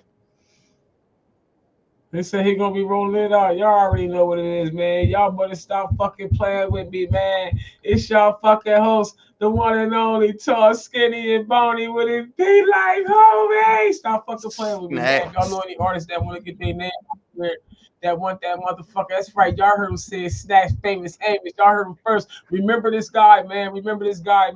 Y'all gonna see him soon. Y'all definitely gonna see him again and shit. Definitely gonna play his track on the way out of here and shit, man. Hey, let's go. Definitely. Too, if y'all didn't see this shit, y'all gonna see it again and shit, man. Just give me a second. This shit real talk.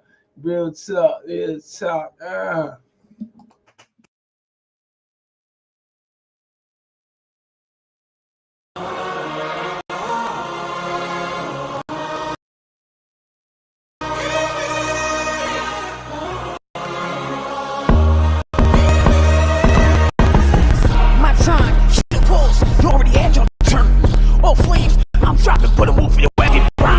Big walls, say shit with my chest. Fumble, sometimes I'm a mess. Fumble, I learn from the test. Keep pushing until I'm the best. Know my life, know my story, then you feel my pain. But all you see is the goodness, assume that I'm sane. Life be life for everybody, it's how you choke it up. Handle your business, fuck your ego while you walking tough. Landing you where they playing to, cause everybody wanna be the man, dude. Nobody authentic. I said it, I'm in it. Be yourself, but that's too hard. Gotta still who you are. He leading the pack. Of course, went too far. Why worry about you? You ain't worried who you are. I'm finished, I'm through. Living life, no recourse. Stay away from retorts. Fly amongst the blue stars. I'm winning. Can give a fuck if you are.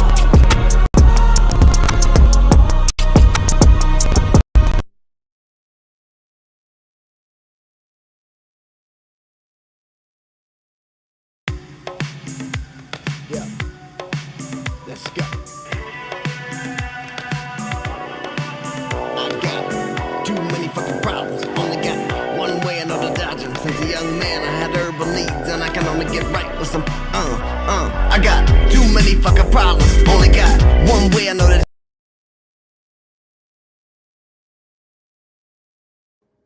All right, my bad. I gotta bring that back. Yeah,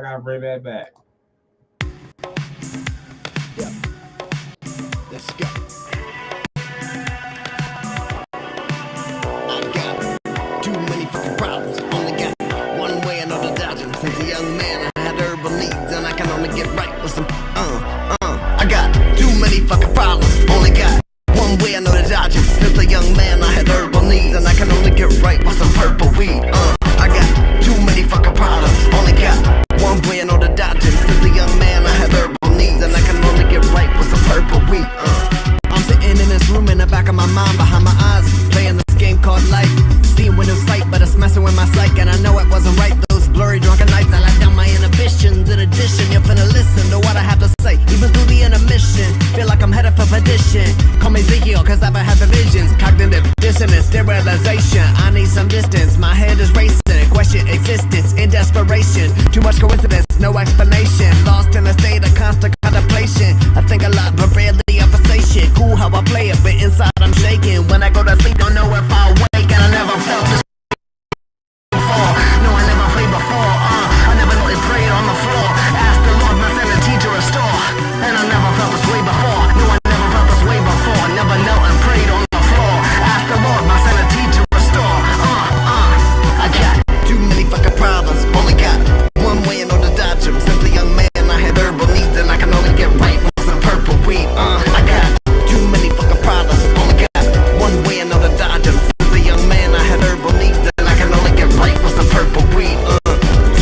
chest, know I've been possessed. But turning curses and reverse is the thing I do best. Looking for direction through direct connections. I've been recollecting on the resurrection. Only begotten took on death and imperfection to give us depth and new direction. The dots are in a row, so connected. The ball is in your court, it's up to you to accept it or reject it, to reset it or reject it. But I said it, so respect it. No, it wasn't expected. Sent with a message that's often neglected. After everything is swept up, I'm gonna be next up, and you're gonna end up pent up, fed up. Keep your head up, like Pac said once. Please forgive me, God forgive me, I messed up. And I never felt this way before. No one ever felt this way before. I never knelt and prayed on the floor. Asked the Lord, my Savior, teacher, restore. And I never felt this way before. No one ever felt this way before. I never knelt and prayed on the floor. Asked the Lord, my Savior, teacher, restore. I got too many fucking problems, only got one way I know to dodge them. Since a young man, I had herbal needs, and I can only get right with some purple weed.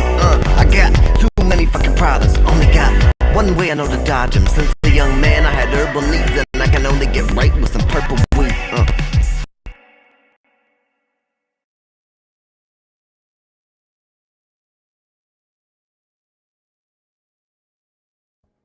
Shit, I only get right with some purple fucking weed. It could be You already know.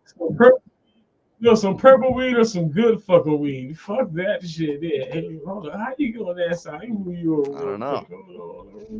There we go. We back with the snizzy snacks and shit. And shit, man, definitely a dope show, definitely a dope video. I can see me seeing you and hearing from you in the near future, but on a larger scale. I see that for you, brother. I definitely see that for you.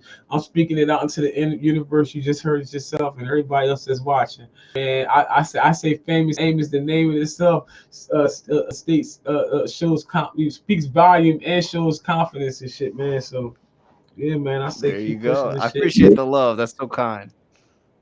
Yeah, most definitely, man. So we're gonna get up off of her shit, man. Again, man, I want to thank everybody for watching this shit. Y'all already know what it is, man.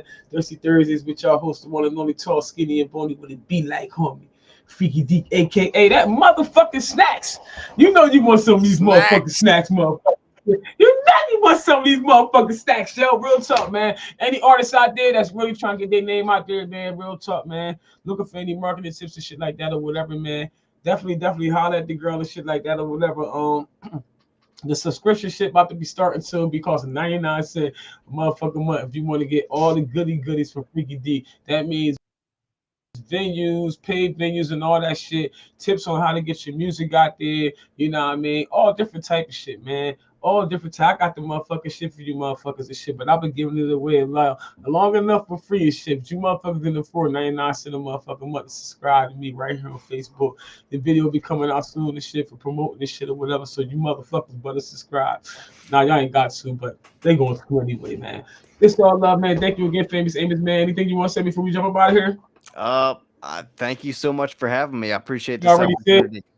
Yeah, I know, but I really wanted to express that for sure. And this won't be the last time you hear from me for sure. And it's been a great interview. Stay tuned for the album. Stay tuned for the album. Do not miss it.